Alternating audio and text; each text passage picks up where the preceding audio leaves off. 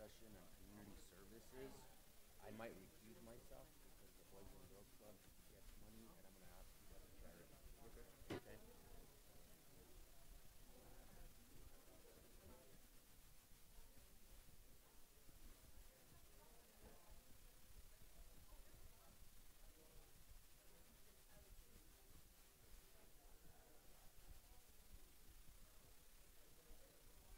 Morning.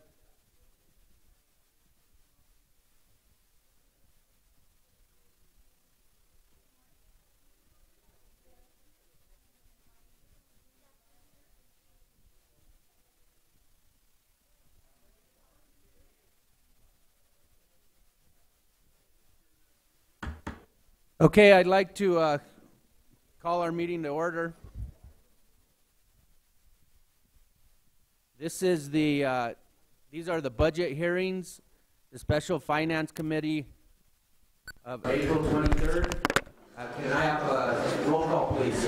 Councilor Romana Beta. Present. Councilor Christopher Rivera. Here. Councilor Signe Lindell. Here. Councilor Michael Harris. He's here somewhere. Councilor Carol Romero Worth. Here. And you do have a quorum, Mr. Chair. Thank you. Okay, approval of the agenda. I have a couple of discussion items that we probably need to talk about as a committee regarding the agenda, but are there any changes from staff? Mayor. No, sir. Mr. Mayor. Yes. Yes. Spoke too soon.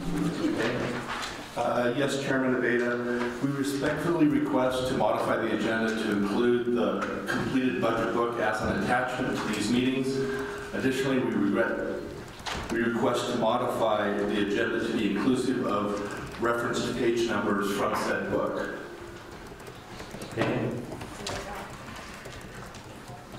Okay, the questions I have regarding the agenda have to do with the item 6, the presentations.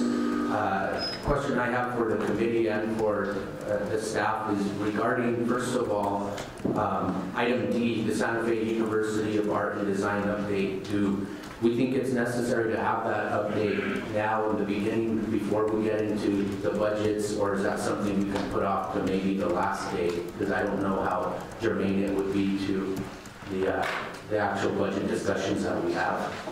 Councilor Lindell. I would very much be agreeable to that so that we can try to stay on schedule with the departmental presentations. I think that Councilor Villarreal has a limited amount of time that she can be here, and I think that probably the departmental presentations are more germane to budget hearings.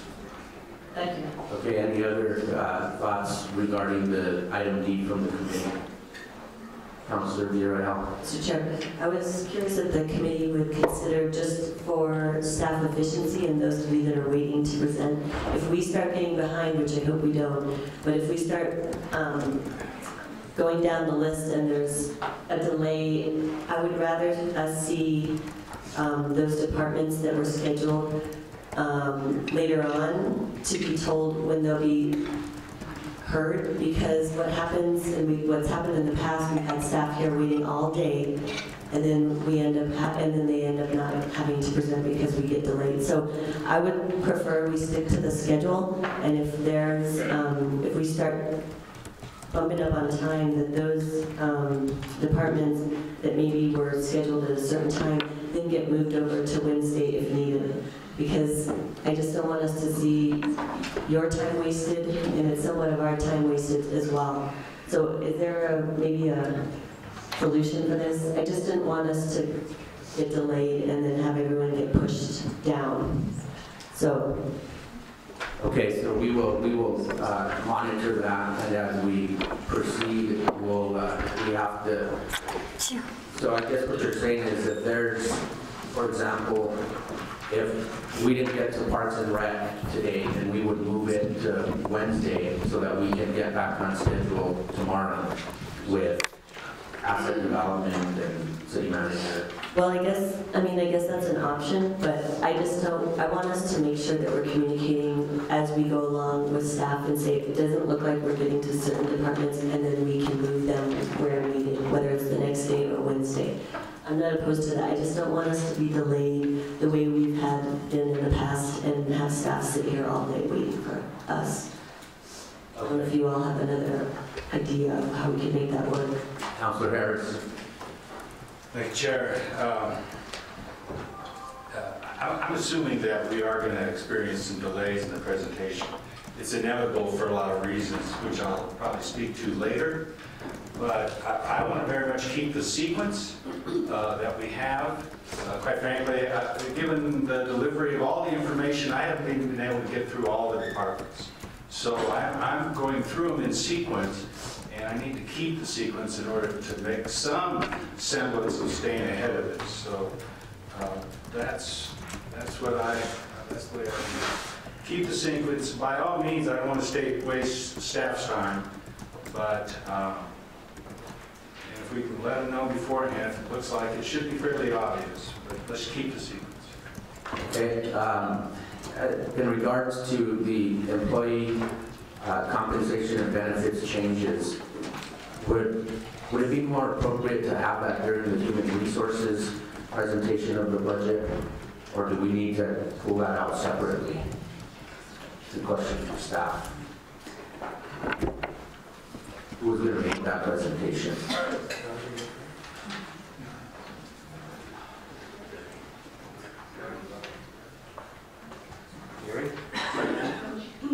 My question is, can we hear that during the presentation of the HR budget as opposed to a special presentation under item 6? I think so. We can.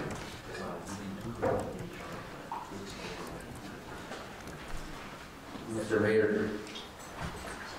Well, I think it's what I'm hearing is that it's either or both, and it cuts across everything. You could hear it during HR, it also cuts across every part of the budget, and as a consequence, you can do it either as a separate item where you want to hear how it touches the entire budget, or you could hold it off. It really becomes a matter of how you want to organize the information.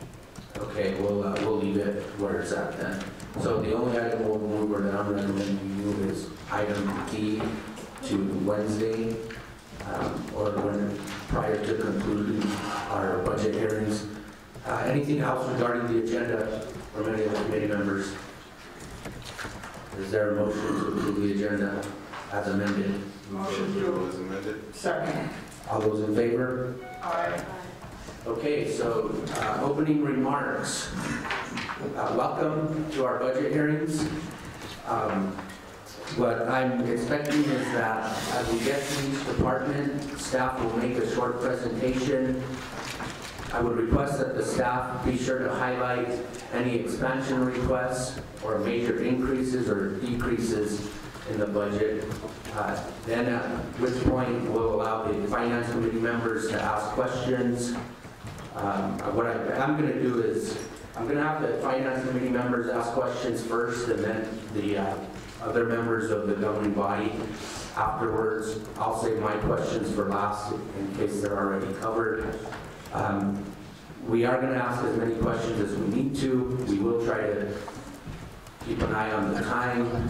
However, this is very important, and we need to make sure that this body feels comfortable, this committee feels comfortable before we make a recommendation on the budget to the governing body.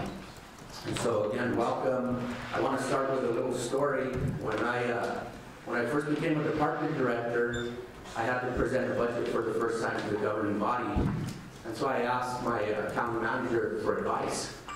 I said, what advice do you have for me now that I have to present my budget to the governing body? And he said, well, what's your favorite flavor of ice cream? I said, I guess Rocky Road, I guess. He said, yeah, Rocky Road, it's got nuts, it's got marshmallow, chocolate. So what about your kids? When you go get them to buy ice cream, what are they like? Some like strawberries. So do they get, like my kids, do they get whipped cream in there and gummy worms? And so they can do all kinds of things with ice cream now. I said, yeah, actually they do. So it makes a big mess too, doesn't it? I said, yeah, it does. I said, well, what's your favorite flavor of ice cream? He said, vanilla. Plain vanilla. He said, so when you're up there making your budget presentation to the governing body and they ask you a question, say, but I want you to look over to me and think about ice cream.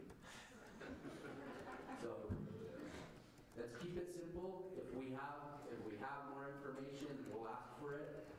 Try to be to the point and do your best explaining to us. Some of us are more experienced than the others, so we will appreciate, the simpler the answer sometimes the better. So with that, we'll go ahead and get started. Item 5, we've got opening union and non-union employee remarks. First of all, we've got 5 minutes for a non-union representative. Is there a non-union representative present?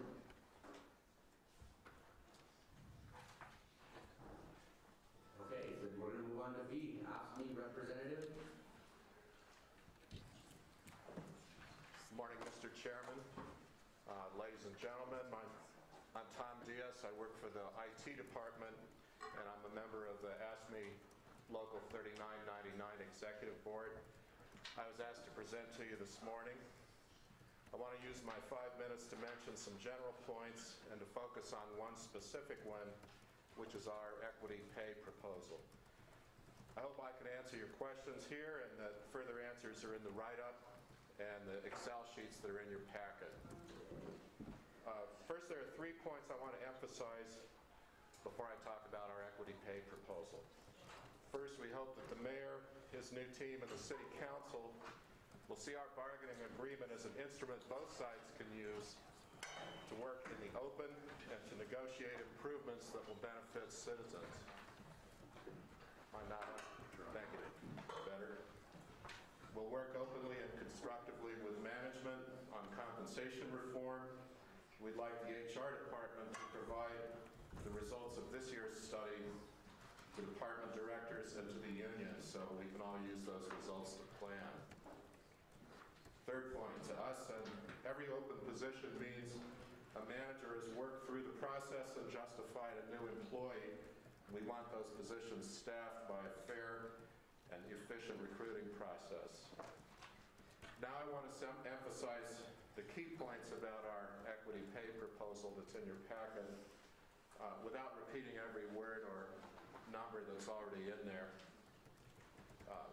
First, we're asking for approval of the fiscal 2018 portion within the next few weeks, because those monies were already would be distributed and paid out between now and June 30th.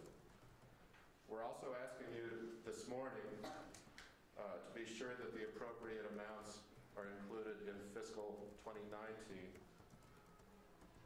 The main purpose of this proposal is fairness. It does not preclude other forms of compensation reform that may be proposed by the city management or by the union. Third point, by the end of our collective bargaining agreement in mid-2019, equity pay means that all employees covered by our union would make at least $13.07 an hour, which is $27,000 a year. We think that's a reasonable amount, considering that much is expected of all city employees and the cost of living in Santa Fe. It's also affordable. Our proposal is fiscally prudent, particularly in fiscal 2018. This is a way for the government to take a big step forward for fair compensation without having to raise or find money somewhere, because the funds are already in the fiscal 2018 budget. Last point, this plan creates a better basis for future compensation reform. We think managers will almost certainly focus their reform efforts on jobs where they feel they have the hardest time recruiting and competing. And that kind of effort tends to focus on employees in highly paid occupations. We will work openly and collaboratively with management on those types of positions to help them find and hire the best candidates. The union advocates for all its members, both existing employees and newcomers. We have a duty to our members and to common sense to be sure that inequities are not created that hurt existing employees. This proposal is a step in that direction. Last point for me, there are other compensation reforms that are revenue neutral, such as reestablishing salary tiers within particular job classifications. those will work better with better employee morale, fewer new adjustments, if we start with employees getting a fairer shake now. That's all I have for my opening remarks. Be glad to answer any questions, Mr. Chairman, from you or the members of the committee. Thank you. Are there any questions from the committee? No? Thank you. Thank you, sir. Councilor Rivera. Excuse me, before you leave, you mentioned something about your equity packet. Yes. I don't seem to have that, so if we can get a copy of that. Certainly. It should be in your packet along with the Excel spreadsheet backing it up. I'll be sure and get copies to Chairman Abeta and the rest of you. Okay. It's my understanding it's in Granicus, but It is in Granicus. so I'm having some computer issues, so I'll look it up on Granicus. Thank you. Okay, thank you. Okay, so now we'll hear from a member of the POA.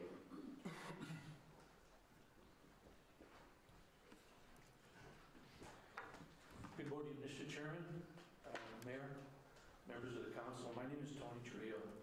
I'm a detective with the Santa Fe Police Department and the president of our Santa Fe Police Officers Association. Our union is currently involved in contract negotiations, concluding the final year of a 3-year contract, which was expired at the end of June 2019.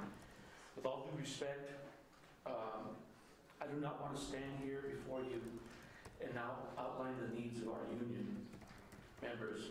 Myself and previous leaders of our union have come before governing bodies over the last 10 years and expressed the needs of our union. To be completely honest, it has fallen on deaf ears. 10 years without a negotiated salary increase, a decade without a negotiated salary increase is almost half of a police officer's 25-year career without a raise. Our city is currently paying our cadet officers $19.11 an hour. In comparison to the Albuquerque Police Department, is paying their officers the equivalent of our police officer $128 an hour. A cadet hired by our department is paid $19.11 an hour. After he or she completes their first year, they are increased to $19.30 an hour. After 3 years with the department, same officer will be making approximately $20.73 an hour. Still well short of the $28 an hour Albuquerque Police Department is paying. Our union has the confidence in this governing body to realize the needs of our union members. These needs have been given to you by our union during your campaigns for office. Our union also has the utmost confidence in the Chief of Police, Andrew Padilla, and his leadership to know what the needs of our union members are. I realize I'm short on time, however, if this governing body will indulge me, I want to tell you of an incident which happened last month involving one of our officers. Officer Derek Romero, who is present this morning, sitting before you, was informed of a rolling domestic situation. A rolling domestic situation is where a domestic situation is occurring inside a vehicle while it's traveling down the roadway. This vehicle was subsequently stopped. Officer Romero approached the car and saw a male offender strangling his wife. Her face was bloody. Officer Romero attempted to enter the car through the driver's side door. However, it was locked. Officer Romero went to the passenger door, and fortunately it was open. Officer Romero attempted to separate the male offender from his wife. Officer Romero could hear the woman repeat, "I can't breathe, I can't breathe." At one point, the male offender put his finger inside Officer Romero's mouth and fish hooked Officer Romero by the cheek in an attempt to prevent Officer Romero from taking him into custody. Officer Romero at that time made the decision to draw his firearm with the intent to shoot and kill the offender in order to stop the incident and and saved the woman's life. As Officer Romero attempted to draw his firearm, he was not able to do so due to the woman's body in close proximity of the three of them in such a small confined space inside the car. Still, the male offender continued to strangle his wife with his forearm. Officer Romero later told me I was not going to let her die in front of me. He saw the woman losing consciousness. Officer Romero had no other option than to grab the male offender's hair at the back of his head and repeatedly strike his head against the driver's side window. Backup officers subsequently arrived and the male offender was taken into custody.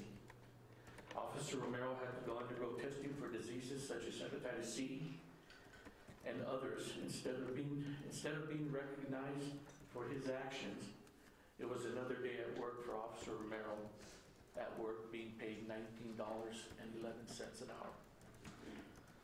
Counselors, I ask tonight, when you settle into your homes for the night and tuck your loved ones into bed for the night, please think of the men and women of the Santa Fe Police Department who also tuck their loved ones in bed for the night. However, after doing so, they put on their body armor, their uniforms, and go out to the streets, protecting the citizens of this community, and pray that they don't have to endure a situation Officer Romero did. But if they have to, they will, for $19.11 an hour. $4.11 more an hour than an employee at McDonald's would get if there was a $15 an hour imposed minimum wage increase. If I may borrow the words from Chief of Police Andrew Padilla, let this administration be the one who fixes this. Meaning, let the administration who assures the citizens of this community, the citizens who voted you into the chairs that you are now sitting in, that they will receive the best police department, which ensures their safety, which they expect, and which they are entitled to. On behalf of the Santa Fe Police Officers Association, thank you for your attention this morning. Thank you, Mr. Trujillo. Anything from the committee? Okay, now we move on to, sorry, yes. So I appreciate Mr. Trujillo's presentation. So I'm just curious, he mentioned that the current contract ends in June 30, 2019, I think I heard. So when do those contract negotiations, when are they initiated? What's the timeline on those negotiations? I mean, they're certainly not, they're not anticipated in this budget, correct? Councilor, there's no set timeline. We are currently in negotiations right now. We have non-economic issues that we're currently negotiating and one economic issue that we are currently negotiating. So we have to have our contract ratified and approved by the governing body when we present it to the governing body. All right. I'd like to ask who, at the present time, who's our negotiating team on the management side? Chief Andrew Padilla would be able to address that. Councilor, what I've been told when I asked that question is we do not currently have a person who is our point negotiator. It's handled by the chief and then support from the city attorney's office and from the human resources department as a team. I've asked in the last month if we could change our process going forward so we actually have a designated specialist who we would either contract with or have on our team who is an experienced negotiator when it comes to dealing with all of our unions rather than having it done in a more or less department by department basis. So the police chief, the fire chief, and then AFSCME negotiations are all done by different people, which doesn't, to my mind, make a lot of sense. So, I mean, again, at some point I'd like to hear more about that. It seems to make sense to have an approach by that level of expertise that's consistent. Exactly. Do you have any idea when you might have that person, Work is underway to try to come up with a contract relationship with, there are a number of firms and individuals that do this professionally, and as of last week, I was told there's actually some people who are being vetted for that role. But at the moment, nothing has been completed. so again, once that person's in place, the team on the management side would probably be that individual plus the chief of police and the fire chief. Yeah, what I would expect is a fairly standard operating procedure, which is you've got someone who is experienced in doing union negotiations, representing the city, supported by the people in different roles who can inform them about the particulars of their department, whether it's police, fire, or overall AFSCME representation. But I think what I inherited was much more a siloed approach where each representation is done by the leadership in that organization. Thank you. Thank you, sir. Thank you. Councilor Rivera. Thank you, Mr. Chair. First of all, I wanted to acknowledge the officer sitting with Mr. Trujillo. Thank you for your heroic efforts that day. And I'm sorry you had to go through everything physically that you had to go through with the testing. Been there and done that. I understand it. So thank you for your heroic efforts that day. I just want to make it clear that as a governing body, we do not negotiate wages. That's something that's done within the confines of negotiations. And since this is being streamed, just want to make sure that everyone knows that we're not going to be here today talking about going from a $19 raise to a different type of raise. That'll be done through the negotiation process. Thank you for your presentation. We do hear you, so thank you. Okay, thank you. Anything else from the committee before we hear from fire? Okay, so we could have the fire department union representative come up and make the presentation. Mr. Chair, I don't see anybody, although they were invited. Okay, then we're going to move on to management presentation of the operating budget. We'll hear first from the mayor and the manager's executive summary. Mayor Weber. Thank you, Chair, members of the committee. I want to just highlight a few things in this budget and also point out some of the things that are different, some of the things that aren't different. As you know, this budget was largely being developed and had been in large measure produced before the new council members were elected, before I stepped into the job of mayor. Nevertheless, we, I think, are heading in the direction of changing how the city does its budgeting. And we are beginning to see elements of a new way of doing business that includes it being a mayor's budget rather than a city manager's budget. Although to be completely honest, that isn't entirely true with this budget, since the way we handle elections and transitions doesn't really allow for that.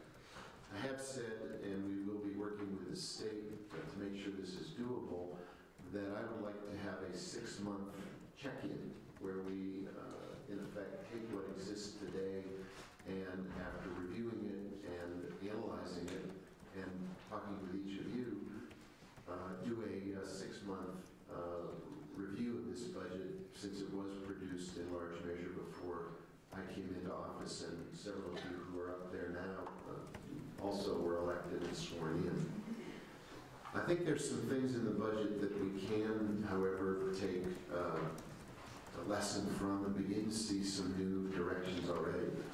My review of budgets in the past, having read them just as a citizen would, is that they are largely a compilation of expenditures and programs, but there really hasn't historically been a thematic direction or a sense of priorities stated in the budget. And what I attempted to do in my first month in office is to take the budget that I was given to work with and ask the department heads to organize their presentations, at least in some measure, toward priorities that you've heard me speak about. making the city more user-friendly, making the government more operationally focused on what we could call customer service or community service, so that we are identifying ways that the city government becomes easier and better to work with on an ongoing basis. And some of the documents you have in front of you show how departments have tried to make that effort. Also to make the city much more environmentally friendly. And again, there are initiatives that have been done and will continue to be done that drive our expenditures toward that outcome and make our city more family friendly, more of a kind of a community where people choose to put down roots and grow their families here. That right now really is an overview of how the departments have been asked to organize their performance, and also how to think differently about how the city will budget, so that we're not simply allocating dollars, we're attempting to create outcomes that reflect those priorities. There's another part that I think is also a very productive change in this budget, or a direction toward change, and that is asking each of the departments to itemize performance-based measures as they go forward. And if you read through the budget document, you'll see that each department has been challenged in the makeup of this budget, again, not simply to identify expenditures, but to look at their zero-based budget, identify the metrics that they want to be held to, and then measure themselves against those metrics going forward. In the budget, what we have are the metrics.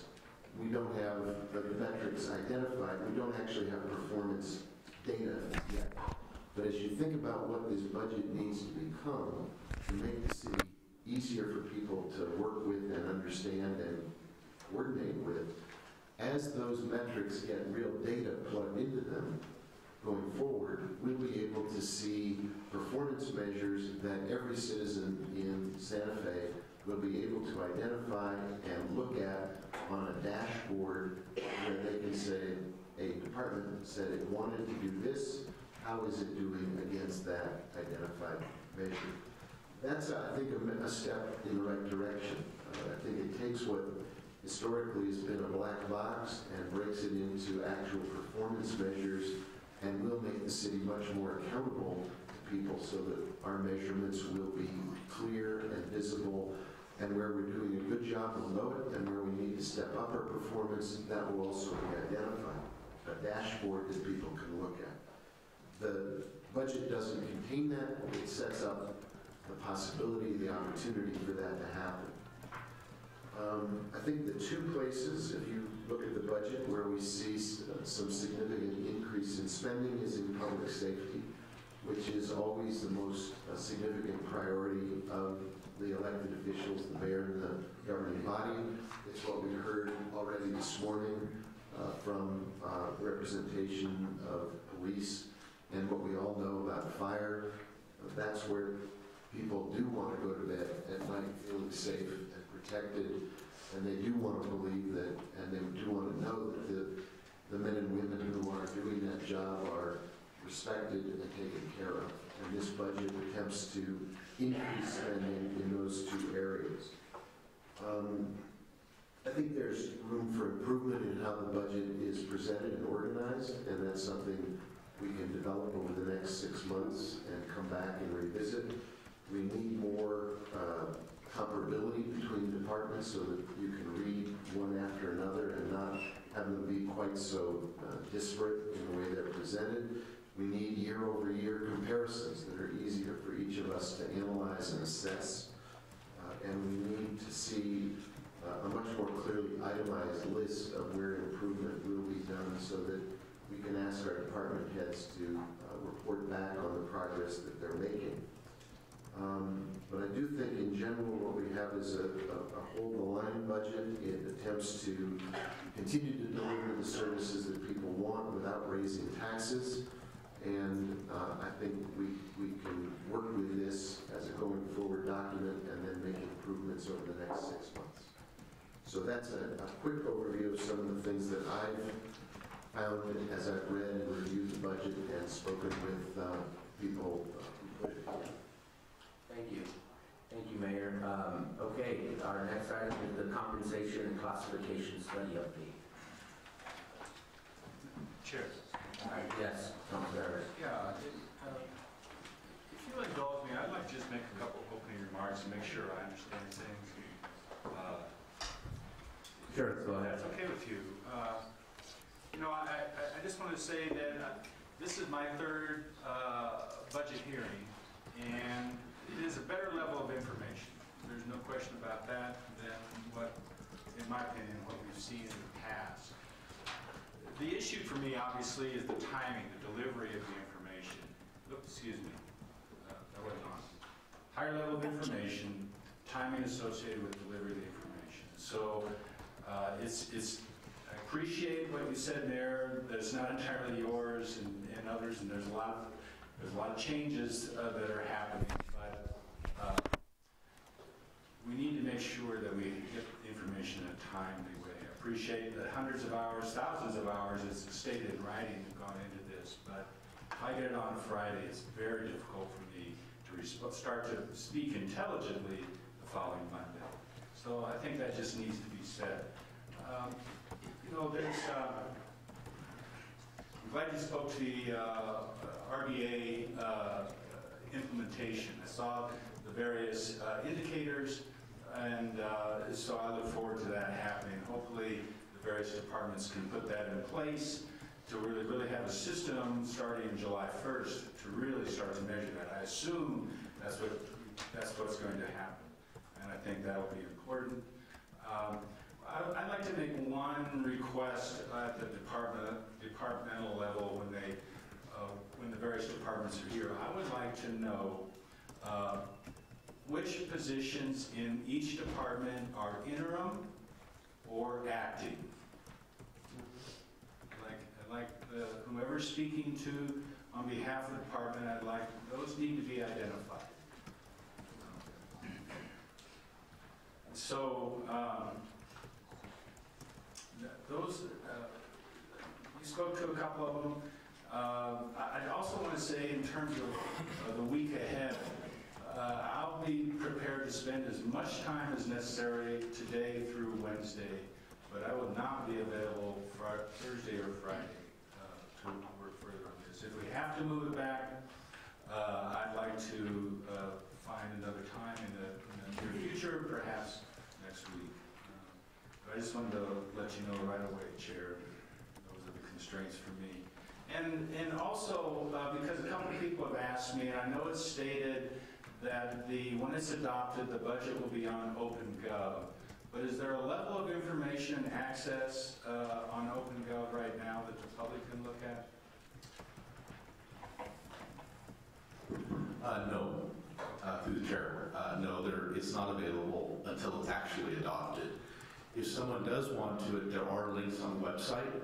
They can go to the 2018-19 budget. They can look at the entire budget book in real time and follow along. It's been added to the agenda, and so when the police department wants to talk about it, you can go click on the police, and it'll take you right to the police department proposal, or any department proposal. Okay, very good. I think that's important for not only us to know, but certainly those who are watching what we're doing. So with that, thank you. I appreciate it, Chair. Mr. Chairman, can I just have a quick conversation with my friend, Councilor Harris? I think the timing is a unfortunate reality. We were all burning the midnight oil and working over the weekend and annotating our budget books, and I completely agree with you that it's a lot to digest in a short period of time, and it's a lot of responsibility to come to terms with it. So I share your sense that we've got to knuckle down now, but it's also, I think, perhaps maybe some compensation that this idea of going into this again in 6 months after we clear it with the state, knowing that we have an update opportunity and hope we'll be in a position to review and revisit it. I it's not the best way to do business, but it's where we are right now, so I take your point on that completely. You made a very good point about the RBA model, and I find that, like you, I think that's a really hopeful step in the right direction. I think in any organization, whether it's a private sector or public sector entity, increasingly budgeting is based not on inputs but outputs. And the input is what you spend, but the output is what you get for what you spend. And historically, there's been the first part is where we focus, not the output piece. And so I share your interest and commitment to looking at those metrics and using them as our guidance tools going forward, particularly as we get deeper into another round of budgeting, so that we can assess whether the performance matches the expenditure. And if not, we can make adjustments. I think historically, this entity, but many public sector entities have been flying blind. The assumption is you're spending the money in a good way, with goodwill, and with good intentions. But metrics have been missing. And so the people who did put this together, who frankly aren't part of the city government at this point, but who had the wisdom and the foresight to say, let's move in that direction. Well, I'm talking about on the staff side, not on the elected official side. You all made this happen too, so I respect that totally. But the staff team that wanted to drive in that direction, I think, had really good insight that what we're looking for are outputs, not just inputs. So you and I are in strong agreement on that, and I appreciate your raising that. Thank you, Mayor. Okay, so we're going to have a presentation on the compensation and classification study. Mr. Bartlett. Thank you, Mr. Mayor, members of the council. We started this study with Springstead back in September of last year, and since that time, or when it began, we met with all parties. It was a presentation to the council, to the unions, to executive leadership. The first step was to complete PAQs, the opportunity for employees to tell us what they do in their job. We received those were sent electronically, done electronically to the consultant. A salary and benefit study has been completed, and based on the information we've received thus far, we have received initial draft pay structures. It's in the final stages right now. We have met with members of, well, all the department directors twice to go over recommended structures and orientation of jobs, not individuals, jobs in the pay structure and in the classifications. We have just, and if you will, I brought, if you have very specific questions, I brought our project leader, Javier Anderson, here to be able to answer those. We should have we're expecting that we will have the final orientation of jobs within pay grades by the end of this week or next week. The final presentation to the governing body and to the mayor, I don't believe has been scheduled yet. Am I correct? It has not been scheduled yet, but there will be a presentation of the findings and the recommendations to this body. Right now, we know that there is a minimum implementation cost to bring employees to at least the minimum of the proposed pay rate ranges of approximately $2.1 million. We are going through some scenarios to get a better understanding of how we can place individual employees within the pay grades themselves, rates called range penetration. We have not received those yet, but we're expecting at least 4 options coming forward. I'll be glad to take any questions you have. Okay, so we are going to open it up for questions from the committee. We'll start with the Finance Committee members first. Councilor Romero, did you have any questions? Councilor Harris. Well, first of all, Mr. Bartlett, it's good to know that we're getting close to seeing a level of information associated with this. It's gone on quite a while. It's a complicated endeavor, and so I look forward to the presentation fairly soon, as you would say. And make sure I understand. So, based upon the work that's been done, I heard you say it's going to be necessary to allocate $2.1 million in order to get up to a minimum pay. That's those minimum pay grade in line with what the study indicates. Did I understand that? That's correct. That would be that is absolutely correct. There will be people, there are approximately, I think, 30 pay grades being recommended right now. As we place employees into those pay grades, there are those who will fall below the minimum of the pay grade. So the 2.1 million represents the cost to bring those individuals up to the minimum of the pay grades. And does this study look at all employees, union, non-union, fire department, police department, as well as, say, Parks and Recreation? All employees in the city of Santa Fe? Yes, indeed, it does.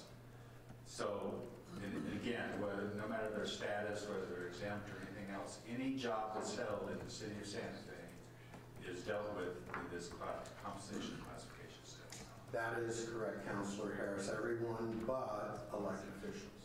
Elected officials, that's fine. Those are my questions. Thank you, Chair. Thank you. Councilor Rendell. Councilor Rivera. Mr. Chair, Gary, when we first started this discussion about even doing this study, the concern was that we were going to have another study that then sits on the shelf and no one really does anything with it.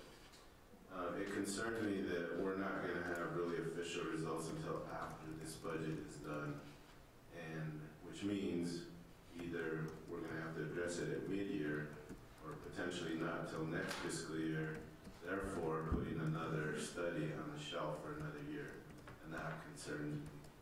So I don't know, Mayor, if at mid-year we can take a strong look at this and really get down to the nitty-gritty and figure out what we're going to do. Otherwise, we're going to end up with another study that we spent over $100,000 with and really can do nothing with. So I'm a little disappointed that we didn't have this and can start this discussion now for this budget session. But hope we can at least look at it maybe. Thank you. That's all I have, Mr. Chair. Thank you, Councilor Rivera. Councilor Villarreal. Thank you, Mr. Chair. Just want to make sure, since we have requested, Councilor Lindell and I have requested that they include a gender equity piece to the compensation study. Do you know if that has been incorporated into the various aspects of the research and what they've done to get the information? Mr. Chairman, Councilor Villarreal, that was a part of the study. We have not gotten final recommendations on that. We do know that it's perilous territory, but we're still awaiting a recommendation on that from the consultant. What do you mean by perilous territory? It's just another complication. I perhaps could have used better words. There's a lot of considerations to be added in to the discussion, and they just have not gotten to that point yet. So I think that's another piece of the 6-month study, not study, but when we start looking at what we need to do after 6 months, I want to see us do this. We've been asking for it. I think they've even asked for this years ago. So I think it's important to have. I think we need to know where we're at and how far we need to go. I think just knowing that information and then working towards pay equity with a gender lens. Thank you. Thank you, Councilor. Councilor Vito-Koppler. Morning. Good morning. My question, Gary, is what states and what cities, were they of comparable size to Santa Fe, did you use for this study?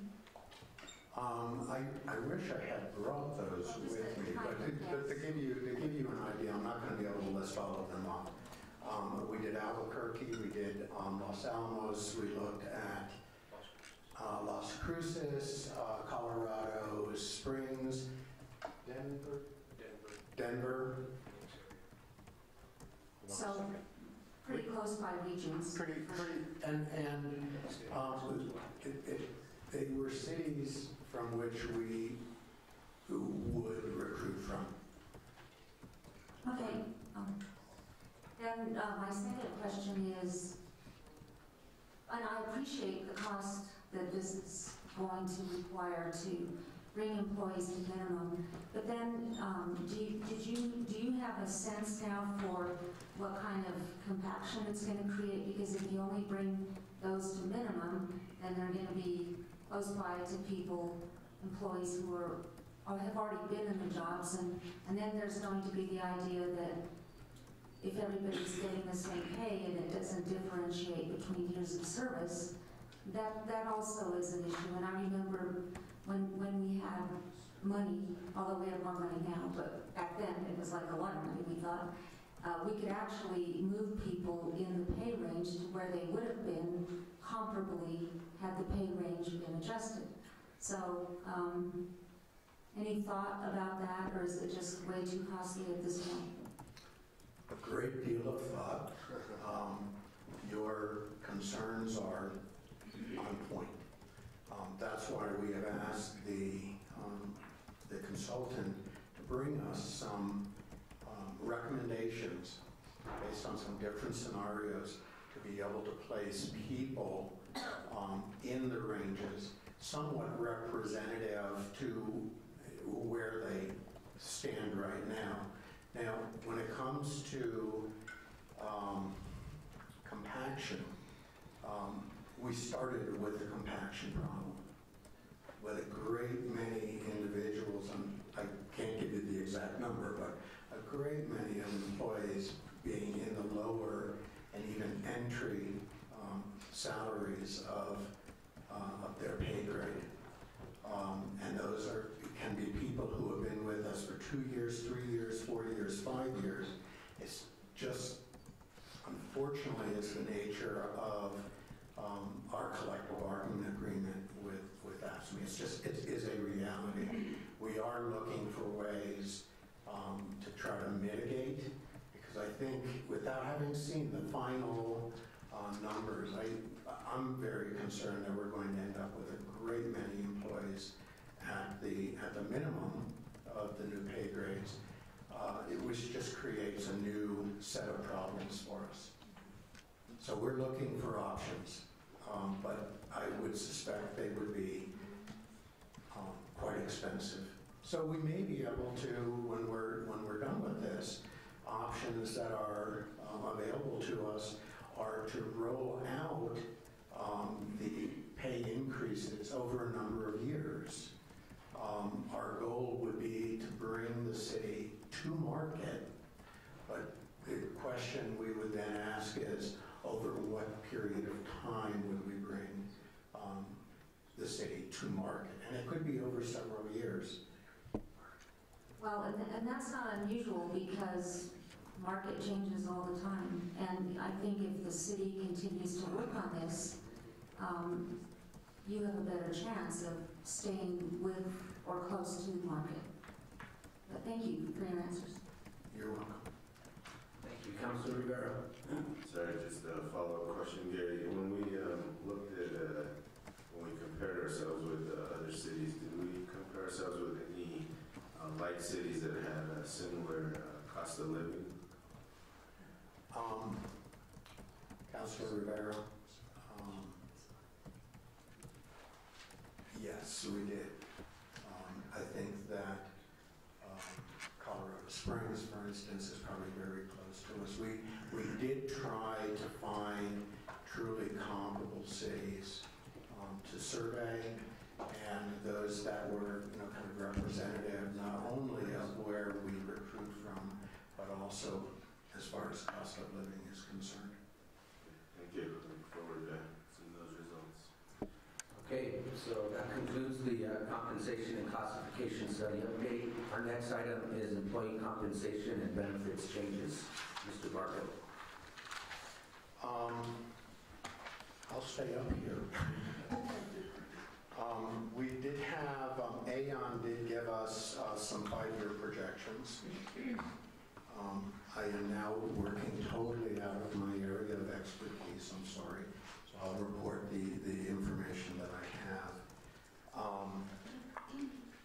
We are going to experience a 2% increase in benefit costs, which is not outrageous compared to some other jurisdictions and private industry. We have a plan in place to keep $5 million in reserves.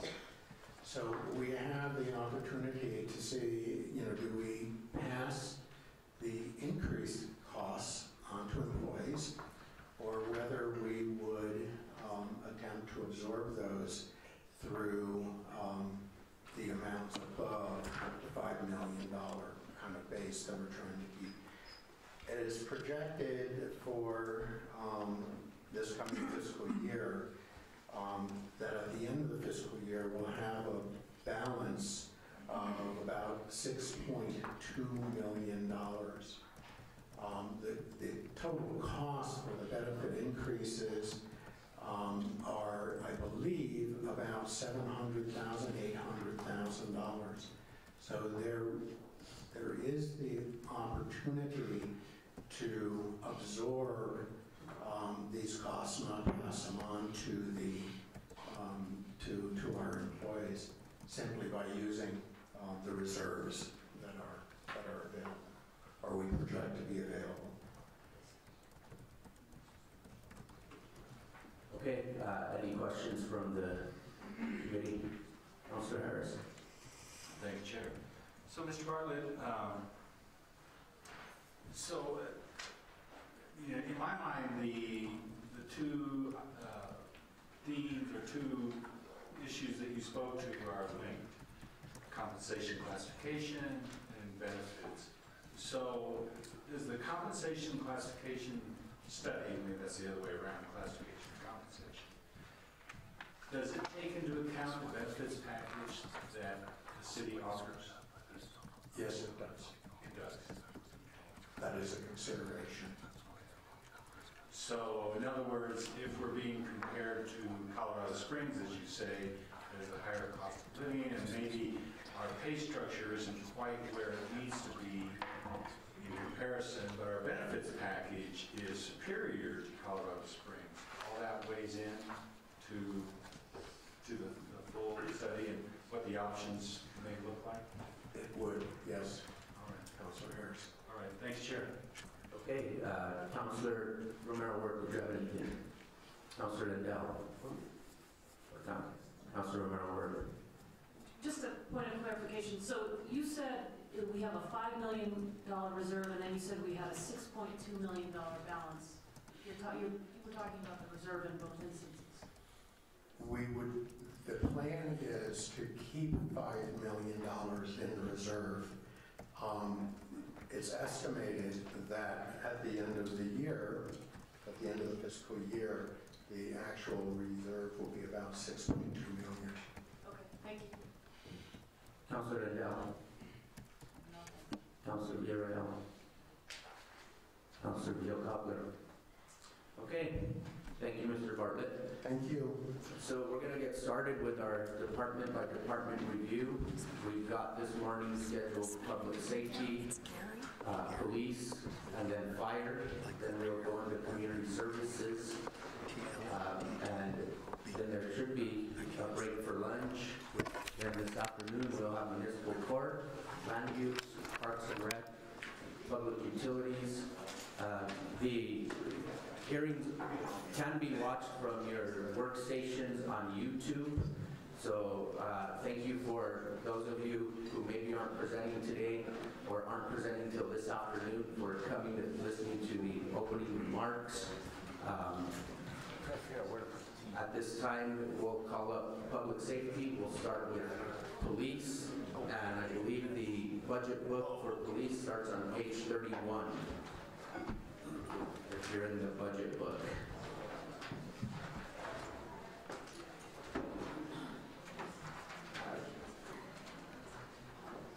So Mr. Padilla, you will be presenting on behalf of the police department. Chief Padilla. Mr. Chair, that is correct. Okay, so let's go ahead and have a... Sure. Yes. Before we get started, would you like the presentation to complete itself, or do you want us to ask questions as we go? What would you prefer? I would prefer that the presentation is completed and then we ask questions, because some of our questions may be answered during the presentation. And again, we'll be sure that we have plenty of time for questions. So, Chief Padilla. Mr. Chair, councilors, my name is Andrew Padilla, Interim Chief of Police. I'm the only interim or acting position within the police department. At this point, you will see our police operations budget and administration budget. There's only two sections of the police department, admin and operations. Within operations, there's the section for patrol division and the investigations division. So on the front page or on page 31, you'll see that it's broken out into a tier or a graph there of administration, operations, investigations. That's incorrect. Just for a little bit of clarifications. You will see our budget with slight increases. Like I said, the majority of our increases are going to be based upon the 2% COLA that went into effect last year, carrying over this year. Moving forward with a $200,000 increase in our overtime budget just to cover the special events that we have upcoming this year. Then also you'll see an increase in there as well for our gear and equipment that goes into our police department vehicles, from Ford Tauruses to Ford Explorers. And as sitting as of now, like I said, approximately 69 or 70% of our budget covers salaries, wages, and benefits. The rest is just covering the operational budgets or day-to-day operations of the police department. As of today, we have 14 police officer vacancies. On May 16th, we have a law enforcement graduation over at the Santa Fe Indian School. We anticipate 8 police officers graduating on that day. As of today, 2 lateral police officers were hired this morning, so they're going through the 2-week introduction or 2-week training phase with the train division, and eventually they'll get the streets with a field train officer, and then hopefully in about 6 weeks, they'll be on their own 100%. And then we anticipate hiring another 5 police cadets May 21st. So all that math and just a little bit of a chess game shows approximately about 24 police officers are not on the streets right now. Even though that we show that they're in the academy, we project to hire 5 in May. We hired 2 today. They're not on the streets having those day-to-day. For any questions? Okay, so let's go ahead and start with our questions. We'll hear from members of the Finance Committee first. Councilor Rivera. Just to clarify, you had the 3, and I'm pretty sure you said this, but just want to make sure, administration, operations, and investigations. Those are not 3 branches. You do not have a division chief for each of those, is that correct? Mr. Chair, Councilor, that is correct. Slated for the police department are just 2 deputy chief positions, and right now, the way it has it broken out there, it shows it as 3 tiers. It's just administration and operations of the police department. Right. You stated the number of vacancies was 24? We have 14 police officer vacancies, 14 that we're short right now. Just talking about that math, if you truly look at it, we have 14 police officer vacancies. We have 2 laterals that just got hired today. We have 8 in the academy. We project to hire 5 in May. But 24 officers are not on the streets right now. Okay, how long does it take to get those officers trained up in the streets? The ones that will be graduating now and on May 16th, they won't be on their own until about the 3rd week of September, right around the fiesta time. So it takes approximately 9 to 12 months by the time they test, they get hired, go to law enforcement academy, come back, do the field training officer program, and they get released on their own. Okay. Have you factored in for the number of officers that you'll need for annexation? We have not at this time. Like I said, we're just trying to fill our current vacancies at this time. We are trying a new initiative this year, talking about the police safety aides. These are 2 expansion positions where we are attempting to foster that early game or getting into city department, maybe get hired as early as age 18 or 19, learn the true ins and outs of police work hand in hand with the police officers on the streets, different shifts, day shift, swing shift, graveyard, separate from our public safety aides who primarily just work with our traffic officers doing police escorts, funeral escorts, wide load escorts. This would be a term position. They would be in this position for up to 3 years. And then at that point, they would have to transition into a police cadet position.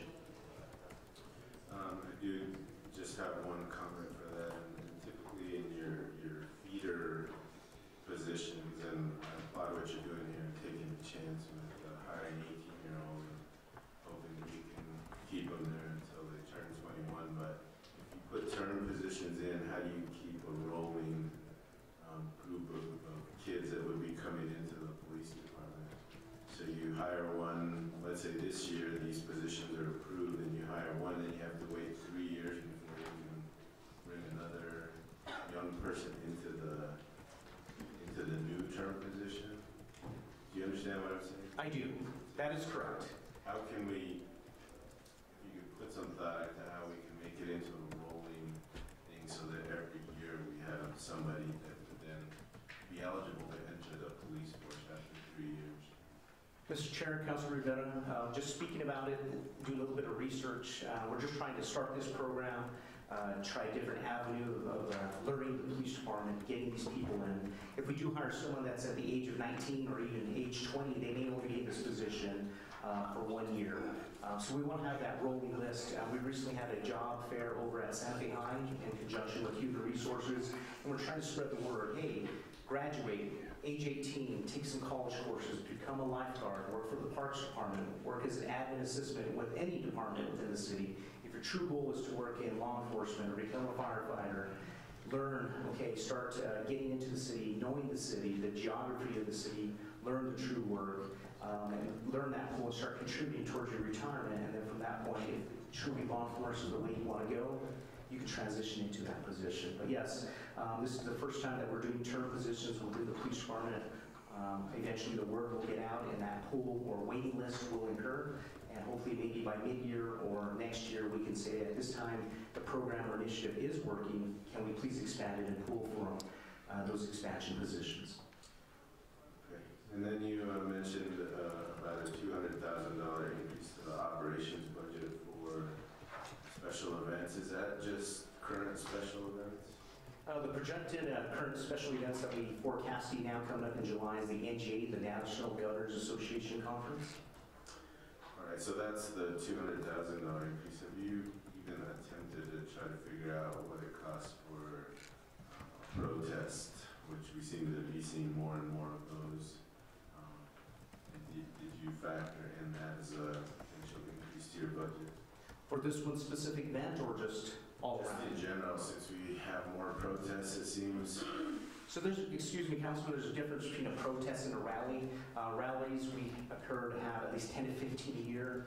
It doesn't matter if it's over at the PERA parking lot, the state capitol, or the plaza event itself. If they go through the proper permitting with Barbara Lopez, we may staff it with just an on-duty officer or a seasonal tourism officer, or a plaza officer to kind of monitor the event. And if something were to go wrong or a loud anti-group were to come across and try to contest them or incite something, then obviously additional resources could respond. But at this point, we have not seen a large increase of actual protests where people are actually out there demonstrating, causing major issues. The only major issue or main protest where we brought in additional resources was last year for the Entrada. And you haven't seen any increase in rallies either? We have not. Very good. Thank you, that's all I have, Mr. Chair. Okay, I just want to follow up on Councilor Rivera's protest comment. Mr. Chair, that is correct. It's covered within our standard overtime budget already. Okay, thank you. Councilor Lindell. Thank you, Chair. Good morning, Chief. Good morning, Councilman. Just a couple of quick questions, trying to clarify for everyone. You have the budget book in front of you? I do, courtesy of Mr. Kent Dion here. All right. Roll it over to page 36, okay? I'm there. Okay. Just give us a very brief description of how we are, our current budget, total police, to our proposed budget of a plus $3 million. Where are we with that? Good question, Mr. Chair, Councilwoman. The way we look at it now is our proposed budget and what was recommended by our previous city manager, Mr. Brian Snyder here. Like I said, you see the increase there of the 2% for the COLA that went in last year, the little bit of money that we are asking for the overtime budget, the gear and equipment of police vehicles that is increasing it as well. Just a little bit of money also for the police safety aides, those 2 expansion positions, has brought it up about $1 million. The other $3 million that you see there are just the wages or revenues that come on in. Traffic citations getting paid, money that's coming in through the DWI forfeiture program, the alarm enforcement program. Those are those revenues that come in, and that's why you see that large increase, or maybe causes some confusion when you originally look at it and see that it's at $25 million, and then the overall operating budget, which includes all the revenues coming into the police department to support those standalone programs, appears that it's $3 million more.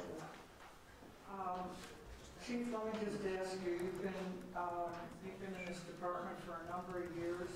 Do we have an adequate amount of money in this budget for proper training for our officers? Mr. Chair, Councilwoman, we do. We have plenty of money in here through our standard budgets, the Law Enforcement Protection Fund. You'll also see a $40,000 increase under administration. What we're going to be doing is partnering with Dr. Troy Rogers out of Albuquerque. This is something the Albuquerque Police Department, it's a standard practice that many law enforcement agencies are focusing on right now. It's training called Crisis Intervention Training, or CIT training. It's how to deal with someone that's going through a crisis in their day. Could be a domestic violence related incident. It could be dealing with someone with a mental health disorder. We want to focus on bringing that situation to a peaceful resolution, realizing that these people just need follow-up services, is partnering with the MIHO program with the fire department, is partnering with PMS here, a local Presbyterian Medical Services out of Santa Fe. Maybe this person just needs more sexual awareness, getting help, getting back on their feet, job training, counseling services. But this training is going to be able to bring forward that opening of the eyes of the police officer, that arresting their way out of the situation isn't the number one situation. Dealing with this person out of that mental health crisis, slowing things down, listening to people, negotiating with them, bringing to that peaceful resolution, and hopefully at that point just de-escalate the whole situation, use their words, and provide them, and bring them the services that they truly need. I think it's important to everybody that question on page 35 under requested funding, item E. Who's Mr. Montoya? Mr. Vince Montoya, out of payroll with the City of Santa Fe. Okay. There's just a lack of clarity there with what that was. So I will yield the floor, and thank you very much, Chief. Thank you to all the members of the department. Thank you, Mr. Trujillo, for being here today and relating that story to us. It's meaningful. Councilor Harris. Thank you, Chair. Good morning, Chief. I want to start off by acknowledging what Mr. Trujillo said when he spoke on behalf of POA and how POA supports you as chief. And not only I've heard that from the podium, I've heard it from officers in the street as well. So I think you need to know that at least this counselor has heard it loud and clear. Okay? Thank you, I appreciate that. All right. Kind of going back to Councilor Lindell's questions, she looked at the, the aggregate. I'm looking at the summary by category, which indicates an increase for salaries, wages, and benefits of 2.3.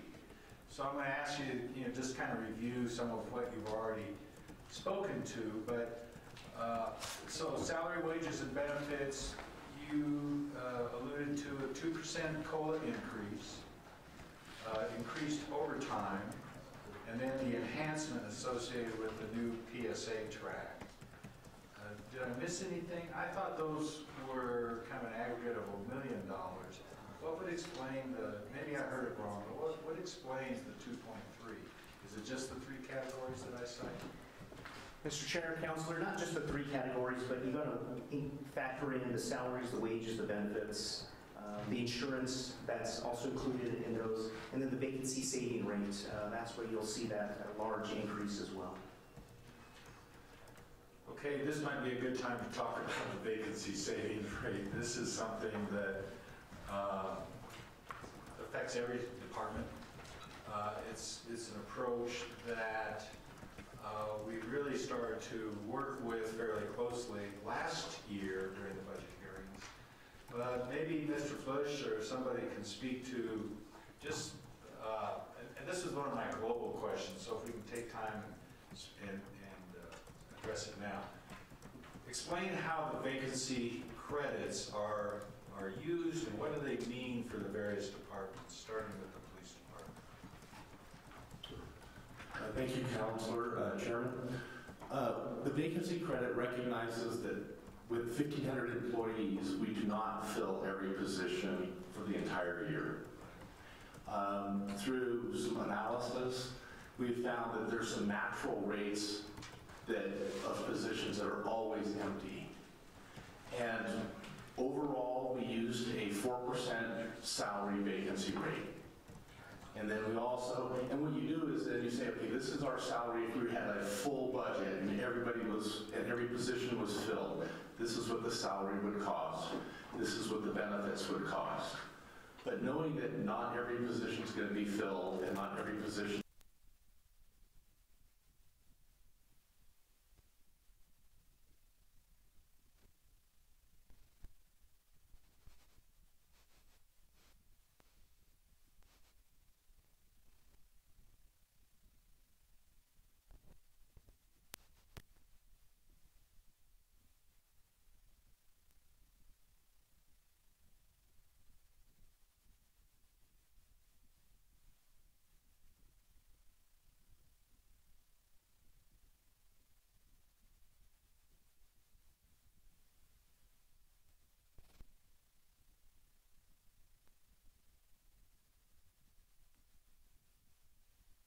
the 4% and the 7% for benefits. No, that is not the full cost. That is the net cost. Okay. So in other words, that factor, that vacancy factor, doesn't really explain the increase of 2.3. So I thought I heard the chief say that goes into the calculations more than just the 2% for the COLA. It's more than overtime. It's more than enhancement. For those categories, I thought I heard him factor in the vacancy as well. Counselor. Ms. Jimenez, hello. For this current fiscal year, you'll notice that we're at $17.6 million. Correct. That's because the beginning of the fiscal year, we actually had 24 vacancies for this current fiscal year. We have potentially hired, we're down to 14 positions that are filled. So when I do the calculation for the personnel, I've got to factor in that hopefully we'll be able to keep those positions at 14. So of course the increase happens for all of their salary and all of their benefits and any worked holiday, the overtime, everything that's addressed to that. So I put in $19 million I did not calculate a vacancy savings. That is, I believe, up to the finance department once they've looked at the whole City of Santa Fe's budget. So you'll see basically a $2 million increase because this current fiscal year, we did have a substantial amount. We did have the 4% vacancy, but we also had additional vacancies. So that's why our original budget for this fiscal year is only at $17.6 million. When the calculation happened, I did go full-fledged, hoping that we would have everybody at 19.9 million. I would imagine that that will have to be adjusted a little bit, you know, potentially maybe down to 5 or 6 vacancies, and then figure out the vacancy savings. So another category, thank you, Ms. Jimenez. So another category, year over year, is an increase of 10 positions. But again, I want to make sure I understand. This is an important concept. It's an important calculation that really does affect all departments. So again, I want to make sure I need to go to a different screen. That's why I'm stalling a little bit today. I won't tell any stories, but at any rate. So again, 19.9, and I do see that's really in line with the 2015, you know, with the 15, 16, and 16, 17 budgeted numbers. They're essentially the same. And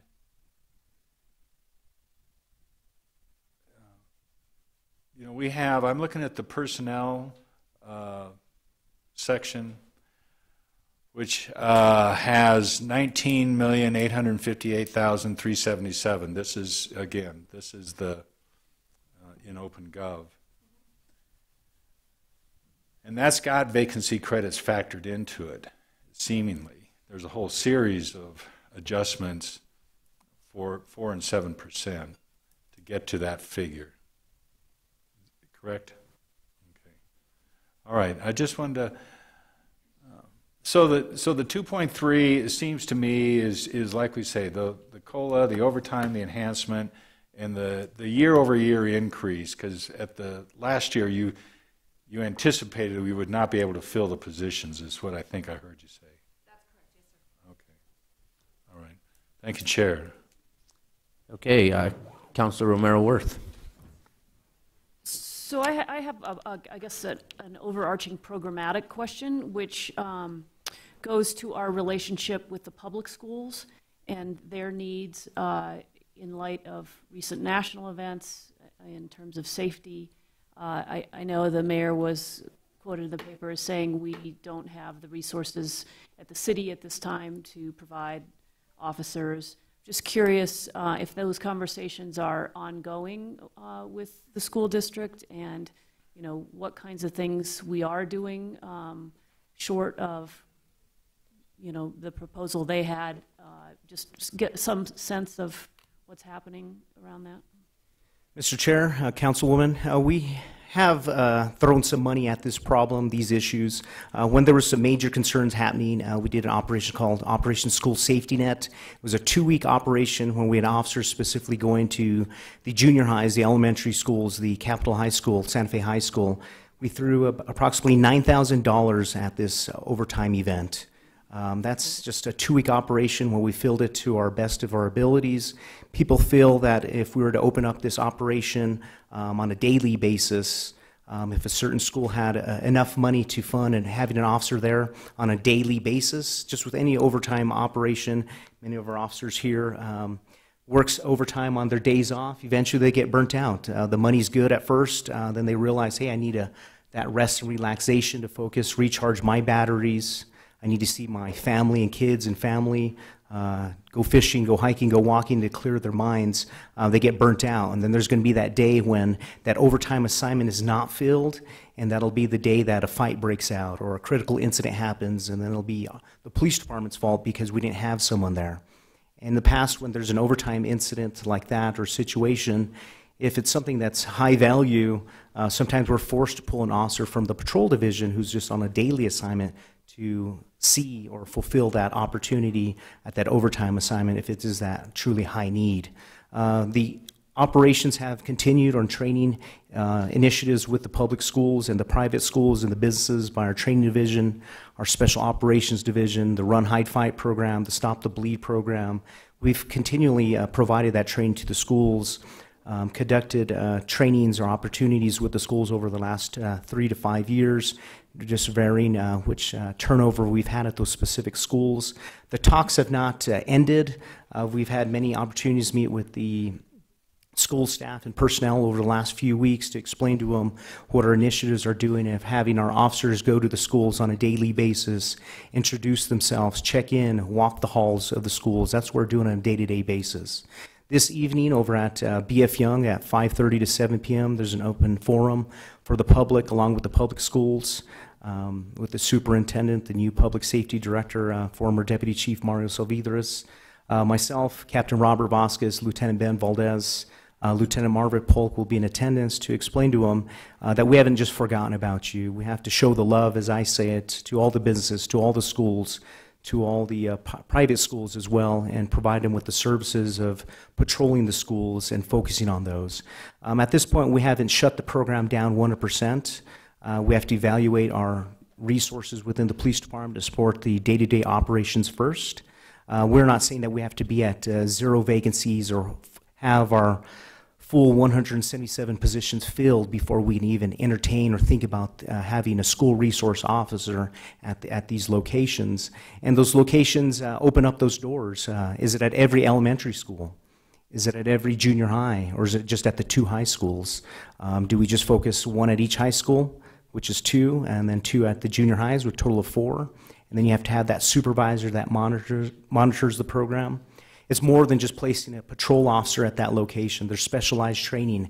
How do you deal with sex crime, sex trafficking, the wonderful social media events that happen nowadays where a majority of these threats are coming across, the shared events, and then provide them with that official training. Okay, you are that officer at this location.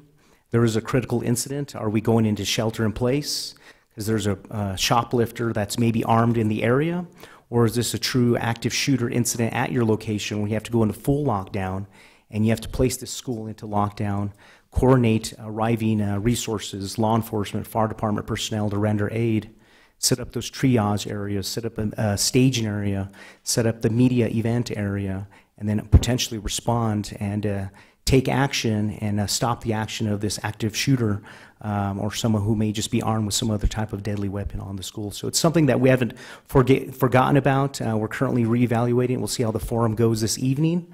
But hopefully, like I said, if our vacancies from 14 may be reduced down to 5 to 7, it's something that we can entertain, hopefully attend this school resource officer training over the summer months. And if the recruiting events continue to move forward and our vacancy rate does decrease, can't promise anything, but maybe by mid-year, maybe by October, November, December of this year, we can see which schools truly need based upon calls for service, which ones are receiving those threats on a day-to-day basis, weekly basis, other cases being reported are child abuse, neglect cases, which cases are detectives following up in, primarily with those schools and their family and their parents.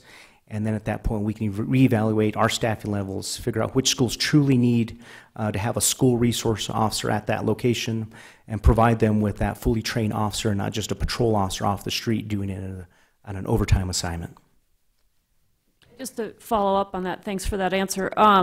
You know, also things, you know, maybe like that defuse these situations from ever occurring in the first place. So, you know, social worker, restorative justice, truancy, resource officer, that kind of thing, where you're addressing problems before they come to a point. And again, I realize this is, I guess this is a partnership kind of thing, and where the responsibility falls, you know, I leave to the mayor and the new city manager, and you know, just trying to figure out where the balance is between and what our role is in partnering with the schools to keep them safe. So,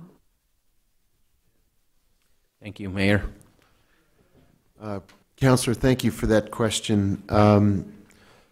As you know, the city has historically had an agreement with the school district. That agreement lapsed something like 2 years ago, and after my first meeting with the superintendent, we were working on reviving that and assessing where we are compared to where that agreement was when it was originally put together.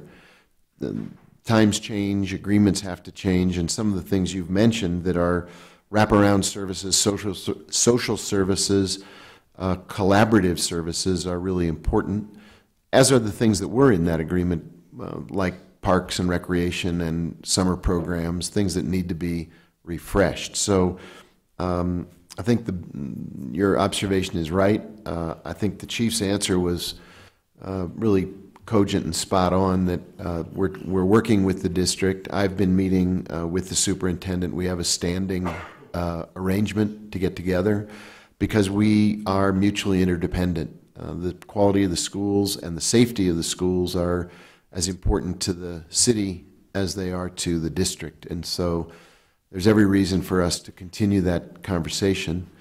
I think the chief outlined a bunch of measures that are already being taken. I think there are also some pieces of technology. They don't prevent problems, but they allow the police department to be attentive and on watch. I think the job they do of scanning social media, which is where a lot of these threats originally arise, is, I've already been told, as Councilor Harris was mentioning, there's a lot of things that we're told, not in an official way, but in an unofficial way, from federal resources and others, just what a tremendous job our police department is doing to keep their eyes and ears open. That doesn't guarantee anything in this day and age where people can walk into a waffle shop, but I have to compliment the job that the police team is doing to be attentive and responsive and to make sure that there is a police presence and that no one should ever think that we're not on the job and that they're not always being attentive to what's going on with the schools and with all the other places where these incidents can arise. So good point, and we are on it. Glad to hear that. Thank you. Okay, before I go back to Councilor Harris, is there anything from Councilor Villarreal? Yes, Mr. Chair, just a couple of questions. Thank you, Chief, for being here and for outlining some of the increases. I had a question about the increase for overtime. Specifically, you had mentioned in the National Governors Association. I was told by the Department of Tourism director that our costs for overtime for the event would be paid for by the state through fundraising. So I'm wondering if they've talked to you about that. Mr. Chair, Councilwoman, they have. They are been speaking of this program for about 6 to 8 months now, that everything will get reimbursed. Okay. They're going to conduct fundraising, and then eventually the city of Santa Fe will get reimbursed. But as of now, those funds, approximately what they've raised, have not been advertised. Do they have $5,000 or $500,000? So we are being proactive and forward-thinking and realizing, hey, based upon our past events of a Zozobra, this type of event, Fiestas itself, we anticipate $200,000 will be enough to cover the 24/7 coverage that we're going to have to staff this event for several days on end, all hands on deck pretty much. And then eventually, whatever funds they do fundraise, they reimburse the city, and we're all good. And this way, the services that we're providing on a day-to-day basis, or these events, these rallies, these protests, our critical incidents that we have to manage, our fatal crashes that we investigate, our traffic team investigates. If there's a homicide, knock on wood, there's not one. Those incur a lot of money, as well as the resources get pulled in to investigate these crimes. That way we have enough money to fund the NGA and then our day-to-day operations. Great. I appreciate that, because I wasn't banking on them reimbursing us. I just thought they were being nice about it, but I think in terms of our fire and police services, it's going to be more than they think, because we are the experts for our city, and they're going to rely on us heavily. So I appreciate that, and let's hope that they can reimburse us. And there will be protests, because from what I've heard, NGA events always bring on protests. And so I don't know what they look like, but hopefully I have confidence you all will be able to handle that. Mr. Chair, Councilwoman, we have anticipated that. We're working, like I said, with our local, state, and federal agencies to determine what events are going to be happening at this location, that location, and hopefully they're at the lower level of a rally where people just gather and get their voice across. And it's not a full-on protest, which Albuquerque has seen when they're actually rioting and walking in the streets, blocking traffic, throwing debris, causing incidents where our disturbance response teams or emergency response teams have had to come on in and control the crowds and deploy chemical agents. Okay, and then the other question, I was happy to hear that you all will be doing trainings around crisis intervention. I think that's extremely important. And I was curious because we were told, at least I've been pushing this hard about implicit bias training, and it has been incorporated somewhat into our new employee trainings.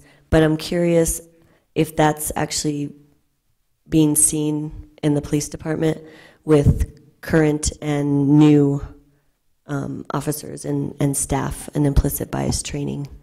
Mr. Chair, Councilwoman, we're going to do something specific as we started the process last year with Chief Patrick Gallagher. We're partnering with the Santa Fe Community College. I can't remember her last name, but her first name is Emily.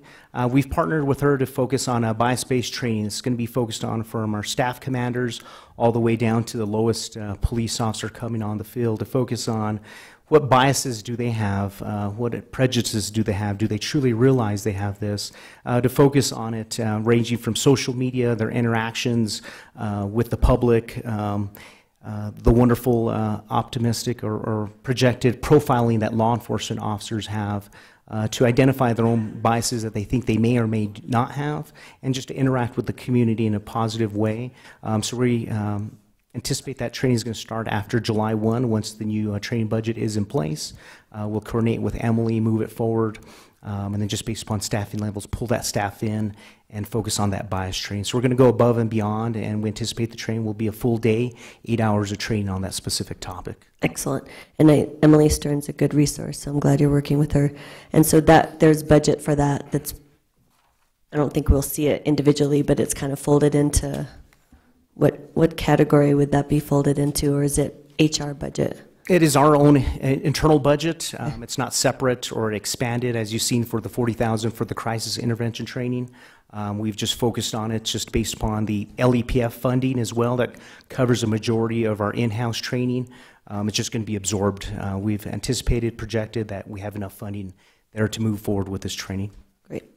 And I would like to echo my support for looking at restorative justice possibilities. I've seen it happen in other, just hearing about what other communities are doing for community alternatives to policing. And it's not saying we don't need our officers, but really be more proactive about how we address behavioral and mental health in our community. And I'm just curious, not that we need to discuss this now, but maybe we can discuss possibilities to look at our funding and even our vacancies. What does that look like to have, instead of an officer, actually become a social worker within your department? You don't have to answer it now, but I'm just putting a bug in your ear to think about how we can possibly think about our budget for officers and looking beyond just police officers in the kind of traditional sense, but thinking about them more as social workers that can be more proactive about handling situations in our community. So just letting you know I'm very interested in that. Thank you. Okay, thank you. I'm going to go back to Councilor Harris. Thank you, Chair. So, Chief, I want to talk about the department's new presence on the Midtown campus. I happened to be there Saturday. So it's my understanding that the support division will be housed there for the most part, as well as the emergency management, which is not part of your department, but is kind of what is your plan? What's the department's plan for that facility? Which I by the way, I want to say that I think it's a great facility, the building itself, and I'm personally very pleased that the department is really making its presence known there. I think it's good for a lot of reasons, but I'd like to hear what you have to say. Mr. Chair, Councilor, that's a great question. Just focusing on the mayor's initiative, making this a friendly user opportunity for the department, the city of Santa Fe, realizing that people don't have to travel all the way down to the Santa Fe Police Department on Camino Entrada. Once this little function or support operation division is fully functional, we plan, hey, look, if there's an opportunity that someone needs to report a lost wallet, they want to speak to an officer about this issue that maybe they are having or their child is having, they could specifically go to this location, speak to a police officer, and handle with their services right then and there, having this travel all the way down to Lower Cerrillos or the south end of town. But the Support Operations Division focuses on our public safety aides, our pedal bike officers, our traffic officers. Like I said, it's comprised of a unit of about 10 to 15 officers. The focus is to have them working out there a little bit of a substation in the middle of town. So focusing on if they got to go back and do some paperwork instead of driving all the way back to the police station, they could respond back to this location, do their reports that are complex in nature instead of having to do them out and about in the field.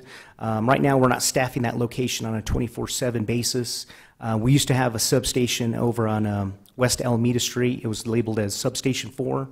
The fire department recently renovated that location and made it a full-time station. I believe they have a captain or another staff member working out of that location. So we don't have that in the middle of the field location where an officer can go and relax, take a breather, air their vest out if it's 90-degree weather outside, use the restroom, somewhere where it's safe in location where they can take their duty belt off and use the restroom and have that peace of mind instead of stopping off at a convenience store.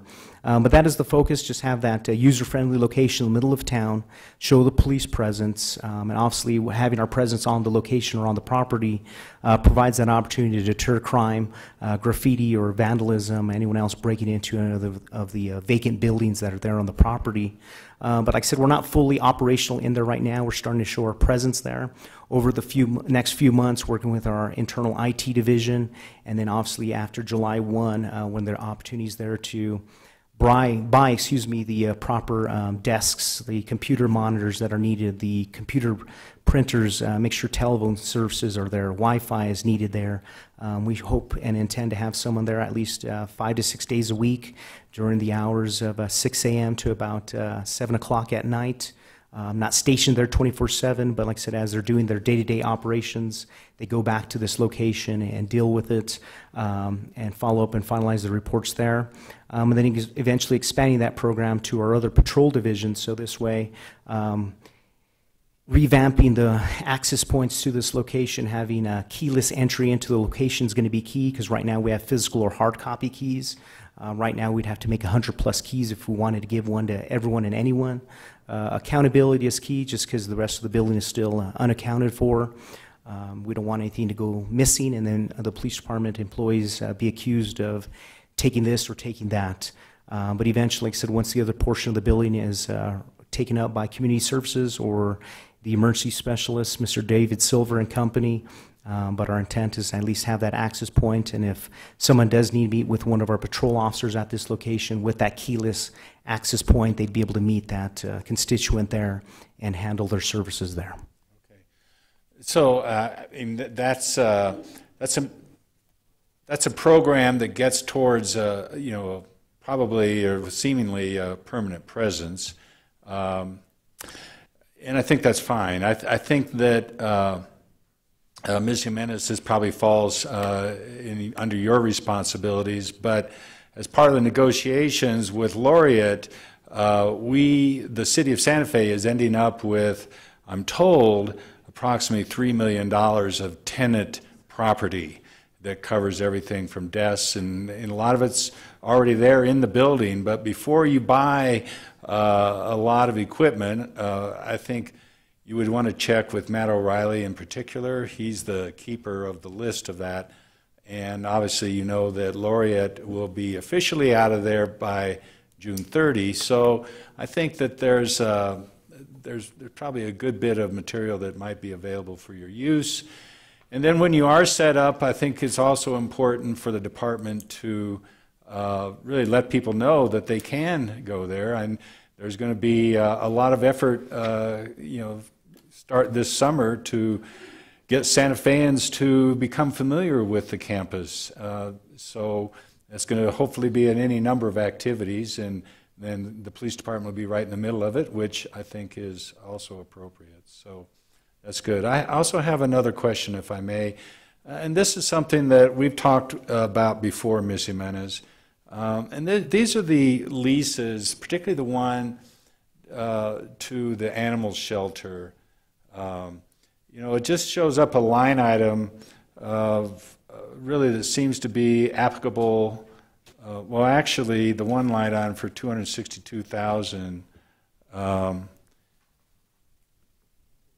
Is that a lease, the lease agreement, or I see it under service contracts? Excuse me, Counselor. The $262,000 is the service agreement that we have with the animal shelter, which actually houses the animals that are brought in from our officers. Mm-hmm. You know, there's we can bring in 120 at the maximum per month.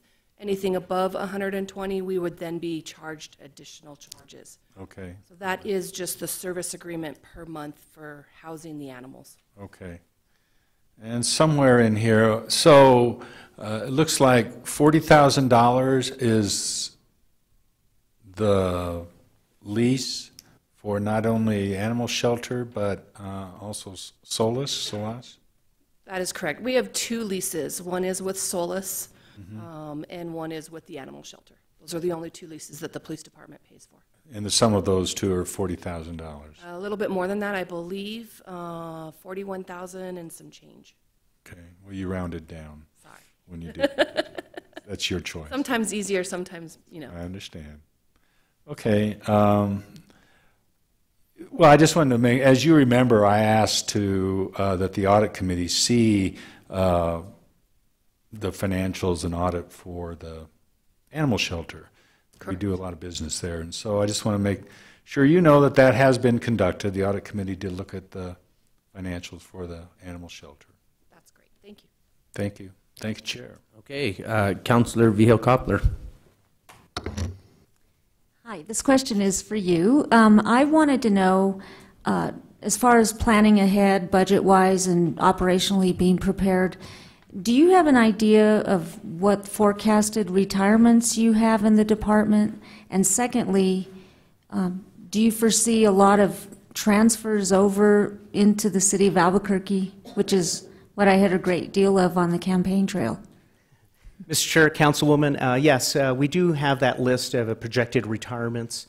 It just kind of hit and miss. What kind of hurts us abruptly is when someone just decides to uproot and quit, realize that law enforcement isn't for them. Sometimes they realize that in the middle of the law enforcement academy, or they go through that whole on-the-job process of 9 to 12 months of training, and then they realize it's not for them. Those numbers truly hurt us after we've invested a lot of blood, sweat, and tears into this candidate. That truly hurts us. As of now, no police officer, detective, or sergeant has officially transferred over to the Albuquerque Police Department.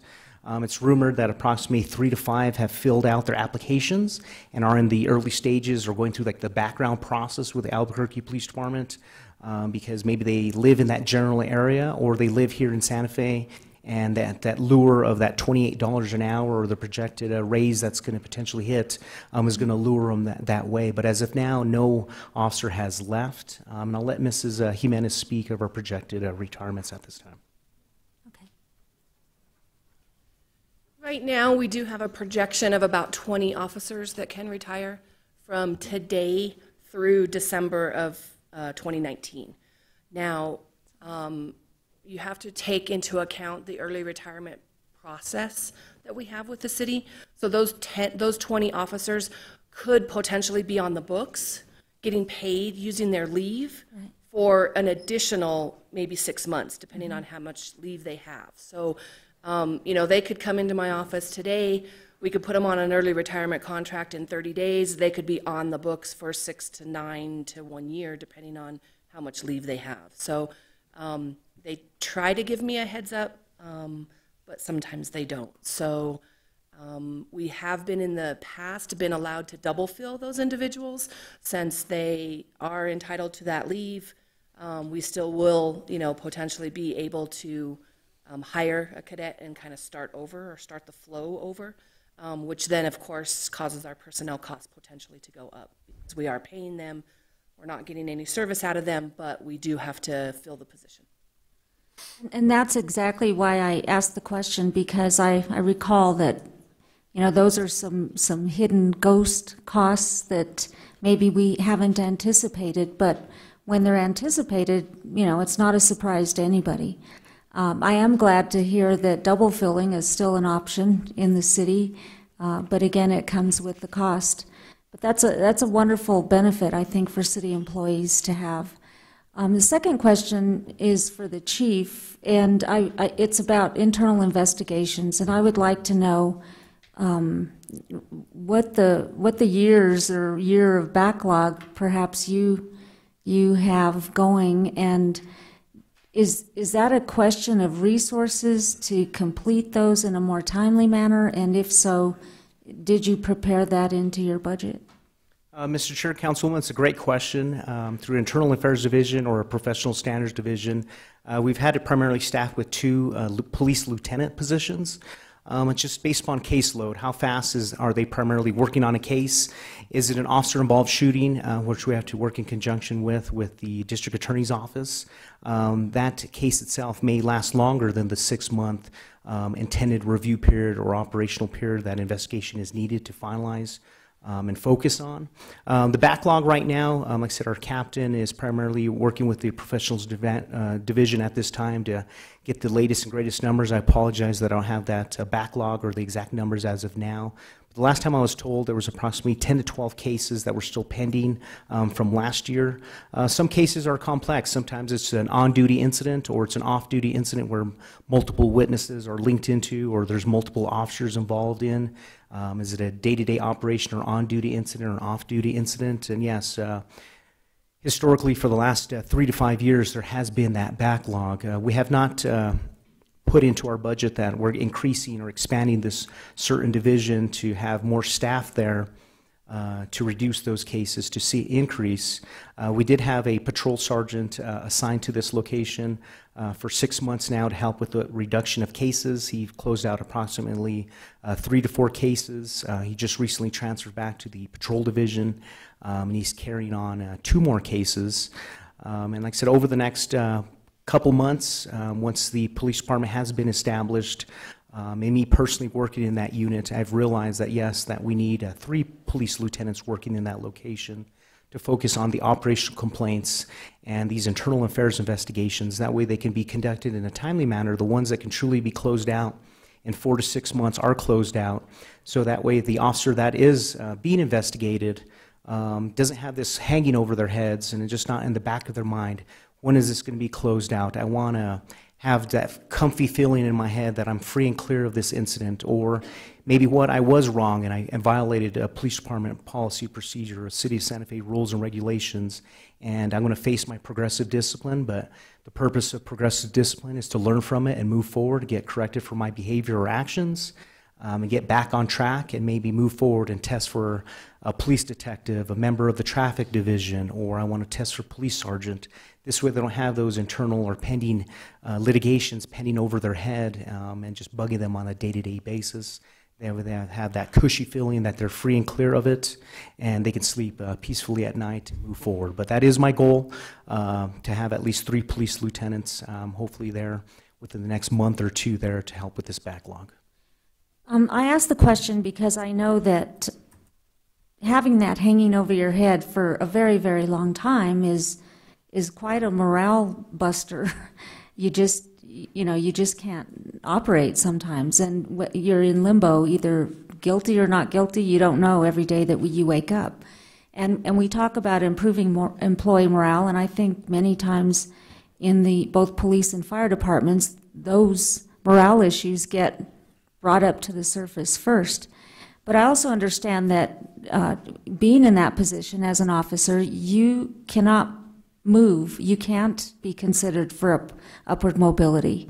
And you can't transfer to another police department, won't hire you if you are still have a case pending in internal investigation. So I think it's really important to focus on and get people in there to move these forward, because it does impact morale, and it impacts upward mobility. So that's just why I bring it up, and I thank you for your answer. You're welcome. Okay, thank you. Thank you, Councilor Vihil-Coppler. So, Councilor Villarreal. Mr. Chair, just a quick question. Was the Santa Fe Safe contract embedded in this budget for this year, and where would it be under? It is not embedded. The Safe Traffic Operations Program, also known as the STOP program. So we're restarting that program. I'm sorry, not that one, but the Santa Fe Safe, the how we contract with Sheila Lewis on, well, she does a variety of things, but some of the few are anti-trafficking issues, domestic violence, and also I-9 support. That contract is in there. It's under contracts and utilities. It's a category, I mean, it's a contract within the contracts and utility line item. I can give you the specific one. We do have to send that out each year because it is a sole source. So it will be posted in May, brought back to you in June, so that it does go into effect in July. Got it. Thank you so much. Sure, no problem. Okay, so just one real quick. I just want to reiterate, you do have money built in this budget for special events such as Girls Inc., Art Show, 4th of July, fireworks shows, Zozobra, fiestas. That is correct. What many people don't realize, and this is a touchy subject for some, and some of you all, you guys get your one free waiver of a special event if someone were to come to you all, as with this weekend's Walker event on the 28th. You guys have that opportunity to waive some fees. We do have money budgeted to cover overtime events, critical incidents primarily, or backfilling when a specific patrol shift is short. Many people are in training, or some people just call in sick or truly are sick. And we need to fill those vacancies. That's what our primary overtime budget is used for. All of the special events, what we charge right now is $68 an hour.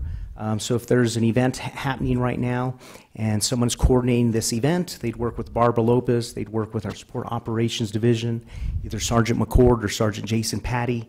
They determine based upon the projected size of the event or the crowd at this specific location, okay, do we need 1 officer, 2 officers, 4 officers? Do you need road closures? Do you need a rolling road closure? Is it at the plaza, or are you starting at this location and going there? Based upon those numbers, we say, okay, you need 4 officers at this location. Then sometimes they may come to you all, the mayor's office, and ask to waive some of those fees. If the fees are not waived, then at that point, the city of Santa Fe does collect those fees for the people that do pay those reimbursement fees of $68 an hour. Who pays at this time, those we fees? do have that money. But who pays those fees? That's my question. If it's in your budget, why are we charging? Like as explained earlier, Mr. Chair, a majority of our overtime budget is primarily for those critical incidents. Fiestas, working with the Kiwanis group. I don't want to misspeak, but as of today, as of today, for the last 2 to 3 years, the Kiwanis Club has never paid or reimbursed the city of Santa Fe for the events or the services that we provide for Zozobra or Fiestas. Right, and I think that's something we need to have a separate discussion with the mayor. I'll follow up with that. Yes, that is correct. And like I said, if we want to work, we want to provide the services to the public schools, to this event, to that event, but it has been a touchy subject over the last couple of years of what groups do we charge? Is it a big box store that's having a Black Friday event and they regularly pay that $68 an hour and have these officers there and it doesn't affect them at all? Is this a reoccurring just community event that we truly need to have the police services there and focus on the community policing event and build that rapport with them? But yes, some people get hurt over who's getting charged and who's not getting charged. Okay, I'll follow up with that. Thank you, Chief Padilla. So what we're going to do now is, Mayor, go ahead. I was ready to wrap up. I apologize, Mr. Chair, but I think it's a really unique opportunity for everybody to hear some of the things that the chief has been working on that I think are really exemplary and important. And a budget is about numbers, but it's also about values and approach and policy. And so I think it'd be a missed opportunity not to ask 2 questions, Chief, just to give you an opportunity to speak out on these issues. The first is, the question of, or the opportunity, the engagement that you're doing at the community level to send officers door to door in neighborhoods to connect with people and to really show the people of Santa Fe the face of the officers who are protecting them and working on their behalf. And I think this is an important and significant program, and it would be useful for you to speak to it for a minute. And then I have another question, but this is just an opportunity for describing the values and the mission that the police department is now and really committed to in an ongoing way. Mr. Mayor, thank you. Mr. Chair, councilors, it's called Operation Coming to Your Door. Many police administrations have talked about community policing. We're going to do this, we're going to do that. I've taken to the step to me personally gone out there meeting with the constituents of Santa Fe. It doesn't matter if it's a business, if it's a resident. Obviously, we're primarily trying to focus on this opportunity in the evening hours on the weekends when primarily people are at home. But actually going to their door, leaving a pamphlet in either English or Spanish with that resident and explain to them the police department, although historically is known as the one-stop shop for social services. You need help here? Let's call the police department. The curb is not painted, let's call the police department. The shrubbery in the parks is grown over the median, let's call the police department. It's a user-friendly guide that produces numbers, reference numbers for the Parks Division, the Streets Department. We need to get the curb repainted, a speed bump repainted, traffic sign replaced, a stop sign replaced, the speed limit sign replaced. But more than anything, just building that rapport with the community, letting them know that we are there for them, speaking to them. I am that assigned officer or police officer assigned to that location, letting them know, hey, I'm patrolling your area. What people truly belong here? Do you have any concerns with your neighbor? See something, say something. Everyone talks about that, but not really knows what it means. Get out there, know your neighbor, and realize, hey, is your neighbor home at this time? Now there's a suspicious vehicle parked in their driveway or on the roadway itself. Is it someone that they know? Is it their grandchild? Is it their son? If not, you don't recognize that vehicle, and there's just a single resident or neighbor that lives next to you, hey, call the police department. Grab that number, that license plate number, New Mexico plate 123 ABC, give a good description of the vehicle, and that officer's able to respond in a short time, get there, hopefully identify that person, let them know, hey, I'm the police officer assigned to this location, and what are you doing in this area? Well, you know what, I just come to surprise my grandmother. I drove all the way from Vermont, and I wanted to surprise them, and that's what I'm doing here. Or you know what, it's just someone that's maybe trying to break into mailboxes, someone that's casing the area, realizing, hey, majority of people are at work, and I'm trying to break into their location. So we want to let them know that we're there for them. Encourage, hey, if you see suspicious activity, people trying to break into homes or cars, our #1 issue is property crimes here in Santa Fe. Or is it drug activity? Do you need to report this location or call the number 428-3737 and let them know that you have suspicious odors coming out of this location, or people are just stopping by for 1 to 2 minutes at a time, purchasing narcotics and then moving on. Working with the community, let them know that they are truly our eyes and ears of the community. Without them, our officers are pretty much just primarily driving out there blind. We need the community to call in this information, relay that information so we can build cases on these specific locations, identify our crime trend areas, be forward thinking, and if we need to beef up patrols in this specific location or beat area, we can. Thank you. Next question. I have one more question, and then I'll let you wrap up, Mr. Chair.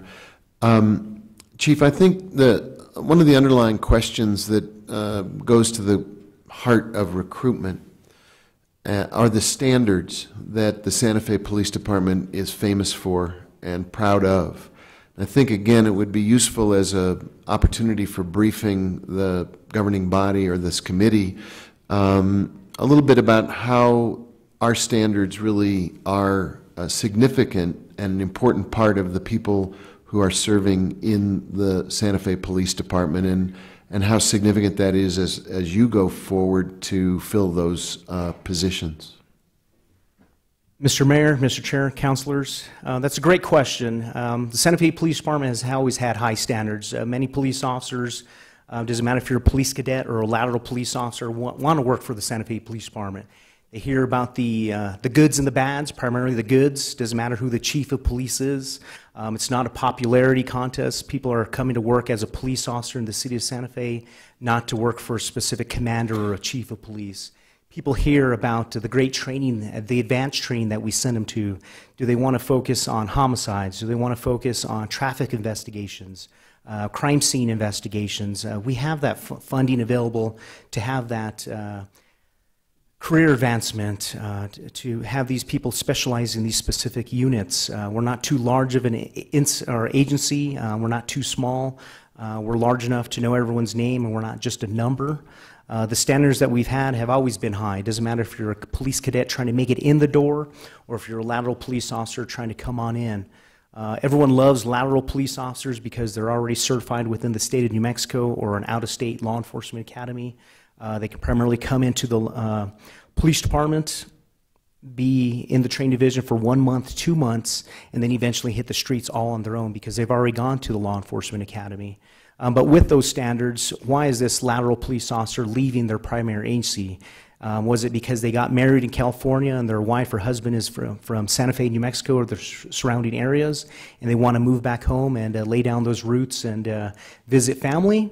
Or are they leaving that internal investigation where they're maybe about to get fired? They're leaving in lieu of resignation or termination, excuse me, and they're leaving that critical incident that was good or bad. Maybe it was a bad off-duty incident, and now they're trying to run from that problem and come our way. And this is a national trend. If someone does have that type of internal investigation pending, no law enforcement agency is going to touch them. It's not just the Santa Fe Police Department until that incident is 100% cleared. Did they receive discipline, or were they 100% cleared and now they want to come our way? The entry level standards that we have, that 9-step phase to become a Santa Fe police officer as a brand new cadet, it's one of those touchy-feely subjects where people feel that we've should lower the standards, the drug history. You can't have to have used narcotics or drugs within 3-year period. And many people are open and honest with that information. They move through the background phase. They move forward to a psychological exam or a polygraph examination. And then at that point, the panic of going through that polygraph exam, they fill out another questionnaire, they empty their cup, panic mode sets in, and they say, okay, I'm sorry, I smoked marijuana 6 months ago. Should we just look the other way, or were they just not truly being open and honest with us and give them a slap on the wrist and move them forward? At this point, we say, you know what, you were not open and honest with us, and we remove them from that process. They have to wait another 2.5 years before they become a Santa Fe police officer. So this isn't some new standard that we primarily have. Many law enforcement agencies here in New Mexico or nationally have that similar standards, 2 years, 3 years, 4 years, 5 years for narcotics. But what truly hurts us is the physical assessments. People know exactly what they need to do. They need to come in, run a 1.5 miles, do a 300-meter sprint, drag a dummy, do so many push-ups, do so many sit-ups within a 1-minute period. Everything's posted on our websites, and they still come on in, they fail miserably. We've opened up those opportunities, say, hey, look, if you need help with physical requirements, meet with Officer Jones, meet with Lieutenant Polk. We'll meet with you individually through our day-to-day process on the evenings, on the weekends, and get you physically prepared. Many applicants also fail the basic written exam that comes on in. To pass that written exam, all you need is a 60% or better to pass that exam to move forward into the interview phase.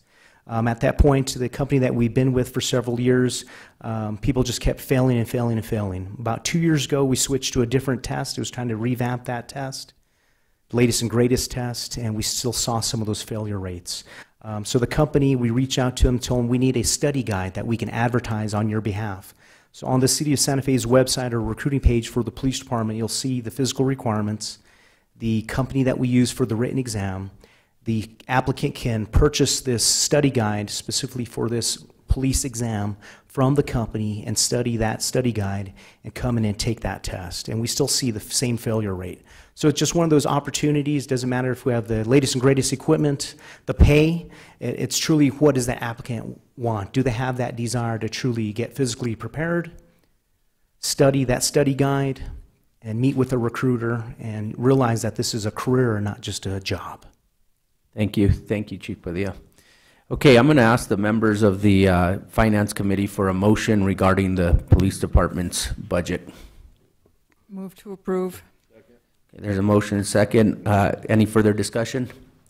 As the chair of the Finance Committee, I am going to request that you bring forward a presentation to our Finance Committee regarding special events and who we charge and who we don't. I believe there's an ordinance that may have been passed years ago that spelled out a certain number of special events that we wouldn't charge. So if you can just follow up with that and get on an agenda here pretty soon in front of the Finance Department, because we do have event season coming up. Mr. Chair, that is something that we regularly stay on top of, working with our finance department, within the police department. Who's paid, who's not paid, and then which events are truly waived, and that number fluctuates between 8, 9, 10, and which ones are the truly... Well, like I said, I think there's an ordinance and there's more information, so I'd like that presentation at our next Finance Committee meeting. Okay, so with that, we have a motion, we have a second. All those in favor? Aye. Aye. Okay, thank you. Fire Department, page 38 of our budget book. Mr. Chair, members of the committee, if I may, while they're getting set up, as I was jumping into this position on Friday, I had about a 30-second opportunity to talk to these two and ask Assistant Chief Babcock and Snyder to do the presentation for you today, because I was under the understanding that I'd spend a fair amount of my time trying to look at other people's budgets, much like you all, looking at a fresh book on Friday and have the weekend to study. So I appreciate their willingness to step up to do this. We often use this as an opportunity to give everybody a brief education on what it is that the fire department actually does. I think it helps you all make informed decision making. Of course, some of you are very familiar with it, some closer than others, but hopefully you can indulge us on a quick presentation and then the numbers themselves. I do want to add in two quick things that came up in police because they'll apply towards fire and a number of other departments as well. The first comes to the internal service cost allocations that have changed a little bit this year. I did get numbers, Brad got them for me in the last couple minutes, and I appreciate that, on how much of a difference there was in those internal cost allocations from last year to this, because it does speak to how much of an increase you'll see in the net budget. Of course, you all You honed in on the personnel side of things, which was very appropriate. But in the case of PD, there's about $200,000 of increased internal service costs that are added to this year's budget. In terms of the fire department budget, that'll be $150,000. So again, that's costs that traditionally are being taken out of another IT or fleet, which are being represented inside the fire and police and other department budgets. The other thing I want to mention is when it comes to the special events, we'll also participate with Chief Padilla in putting this presentation together, because it often applies to us as well. But from the public safety perspective, we come off the assumption that these events are going to happen within our community, therefore the need to budget from the beginning. We're going to provide the services one way or another if these events are happening. If then we're able to get reimbursement, of course, that's an appropriate thing if it's the direction of the governing body. But our base level assumption has to be these events are going to happen. Therefore, they're presented within our budgets. Thank you. All right, Chief Babcock. Mr. Chair, members of the committee, thank you for this opportunity to present our budget to you. The fire department is an all-hazard department. It's not just the fire department, as our title says. We respond to wildland fires, hazmat incidents, as well as urban interface. On the first page, you'll see the type of apparatus that we respond in. So just for brief history, for educational purposes, we respond in fire trucks to our fire calls as well as EMS calls. Our med units, our ambulances also are our priority type of apparatus response, as well as our larger fire trucks, which are Quint trucks, which is an aerial apparatus with a 75-foot extension ladder. Currently, the Santa Fe Fire Department has 179 full-time positions with 6 current vacancies. The reason we have vacancies is because we cannot provide an academy to fill those vacancies until we have 10 vacancies in place. So those 6 vacancies are in waiting until the 10 come up so we could provide academy, because we do all training in-house, and it's a 14-week academy, and the cost is quite drastic to just do 1 or 2 at a year. Of those 179 positions we currently have, we have 6 potential retirements to the end of 2018. What helps the fire department with the change of the new PRA law recently is the percentage of retirement has increased to 25 years in the fire service to 90%. So the fire department is benefiting from that, because we're getting 2 or 3 additional years of service from each employee that don't go out at the 20-year service time frame. We also get an additional 0 to 20 seasonal positions in our wildlands urban interface, and the reason it's 0 to 20, it depends on funding, whether we have hard funding from the fire department budget or if we get grant funding from the YCC or other reimbursements from deployments or project work that our wildland team is able to perform. So if we had that funding source, we'll do temporary advertisements and bring in additional personnel for seasonal employment. This year, we also have 4 positions dedicated to our mobile integrated health positions. We have a chief officer and then 3 medics that go out and provide the services that our mobile integrated health provides for our community. Just a little history for the locations of our stations. Fire Station 1 is up in Fort Marcy Park. Fire Station 3 operational station is on Ashball off Cerritos Road. And then station number 4 is on Arroyo Chamizo Road. Station number 7 is behind the Chavez Center. And then station number 8 is the south side off Jaguar. And then station number 10 is our airport response station. We also have our fire prevention division working out of Old Fire Station 3, which is next to Fire Station 3A, is what we call our prevention division. Our mobile integrated health services is running out of Old Fire Station number 6, which is off Alameda. We're happy to bring that station back to life and get some response out of that station. Our training division is on Sila Road and Alfredo Street. And then our Wildland Urban Interface Division is running out of Old Fire Station 8, which is on Cerritos Road and Airport Road. In 2017, the fire department ran about 18,500 calls. The call volume has increased about 4% in the past 10 years continuously in that projection model. In the year end of year 2019, we're looking at responding to about 20,000 more, about 20,000 calls in total, and that will include the projected growth and the annexation area that we're going to be taking on at the end of at the beginning of 2019. Excuse me.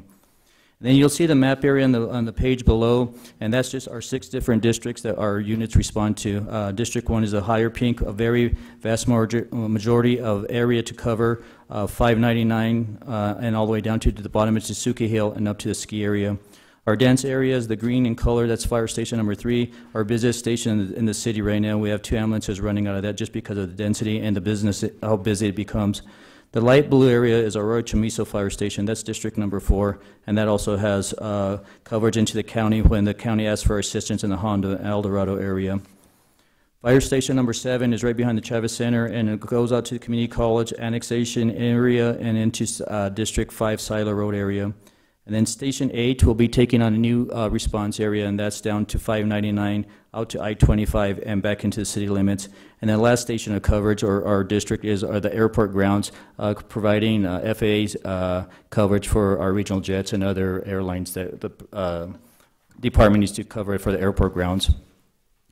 In 2017 and 18, the fire department said we were going to maintain standard of coverage and keep improving on efficient services, and we've done that by working with the RECC board and telling them when a 911 calls in, please don't wait until you get all your questions and then decide to send an ambulance. If the call initially says we need an ambulance, they send an ambulance and then they ask their questions, and then they'll send out other appropriate apparatus. So by doing this new protocol with the RECC, we're reducing our call volume 2 to 3 minutes in our response time. And that's huge, just because last week we had a patient who called at 8:04 and at 8:44 was already in the cath lab because we were able to get there under 5 minutes and get him in the cath lab at Christus St. Vincent's within 42 minutes. And that's just a huge outcome, but it's kind of improvement. We are continuing to prepare for our annexation coverage by taking over in January 1, 2019. The initial part of our preparation was to start an academy of the 9 cadets that we were able to hire this current fiscal year. Our Wildland Urban Interface program has continued to do fuel mitigation in our watershed, and they were awarded a Greater Santa Fe Watershed Coalition Award for 2017 for the project work they have provided for our community. As I said earlier, we were able to provide and graduate we graduated 19 out of 20 positions for our 31st Recruit Academy, and again for preparation and annexation. This year we are maintaining our fleet and facilities, and we're waiting for the delivery of a Type 1 and Type 3 engine, a light rescue, and additional staff vehicles. Our mobile integrated health has grown by 1 position by it being hard funded by an insurance contract that we're able to provide service for our community. Our goals for 2018 and 19 in operations, we are requesting for 9 additional operation positions for annexation preparation, as well as return of our 6th Battalion Chief for annexation and coverage. Currently, we have one shift. We run A, B, and C shift, and 2 shifts have 2 battalion chiefs, and one of our shifts is short one because we don't have that position. So we're requesting for growth and expansion of that position. And then also for the annexation, we will be building a new fire station, which will be called Fire Station Number 2 in the 599 South Meadows area. And with that build of that fire station, we will have to promote 3 captains to a position and 3 engineers, and then bring 2 additional firefighters. So we would have a total of 5 personnel per shift to cover that station build. With approval of this budget request, we would also be providing a 32nd recruit academy with 10 positions, the 9 that we're requesting for expansion position, and the 1 person that didn't make it through the academy last year, so that'd be 10, and plus our additional vacancies. So we have currently, with approval of this process, we would have an academy of 16 positions. Also in 2018 and 19, we will be waiting for delivery of another ambulance and some more staff vehicles. Currently, our radio system is continuing to need replacements for end user radios as well as infrastructure. So we're continuing to improve our communication systems as well as replace radios both in vehicles and handheld radios. And then we're also considering our medical leadership positions. Right now, we have one medical officer who is in desperate need of help just because of his roles and responsibilities are sometimes overburdening for him to complete everything that we ask of him. And currently, our committee has just finished grading, and we have completed interviews for our design architect model for Fire Station Number 2. And then we would also like to plan and expand some modifications to our current training division as well as our facilities. With that in mind, our budget for 2017-18 was $21,299,000. The expansion request and the CBA collective bargaining agreement 2%, our request grows by $2,279,000 for a total of $22,824,747. I stand for any questions. Thank you, Chief. Okay, let's start with questions. Councilor Rivera. Thank you, Mr. Chair. Chief Babcock, on page 38 of the presentation, under the fire chief, there's the 3 divisions similar to what PD had: administrative, support, and operations. Again, there's only 2 assistant chiefs, so I believe the administrative chief was done away with a couple years ago. Is that correct? Mr. Chair, Councilor Rivera, that is correct. So currently we run a support division and operational division. Our administrative division entails Chief Litzenberg, 2 assistant chiefs, and our office managers, what we consider administrative. All right, but there's no intention in this budget to create another assistant chief position for. That is correct. There's no intention. Regarding the wildland team and the deployments, do you know how much we received back in general? How much did we receive back last year from our deployments? So from last year, I believe we received the money of close to $500,000 in our deployment reimbursements. This year, we're on track of completing receiving that also with an early season on. To date, I believe we're about $300,000 in reimbursements from the deployments. So those clearly cover the cost of the program itself. That is correct. Okay.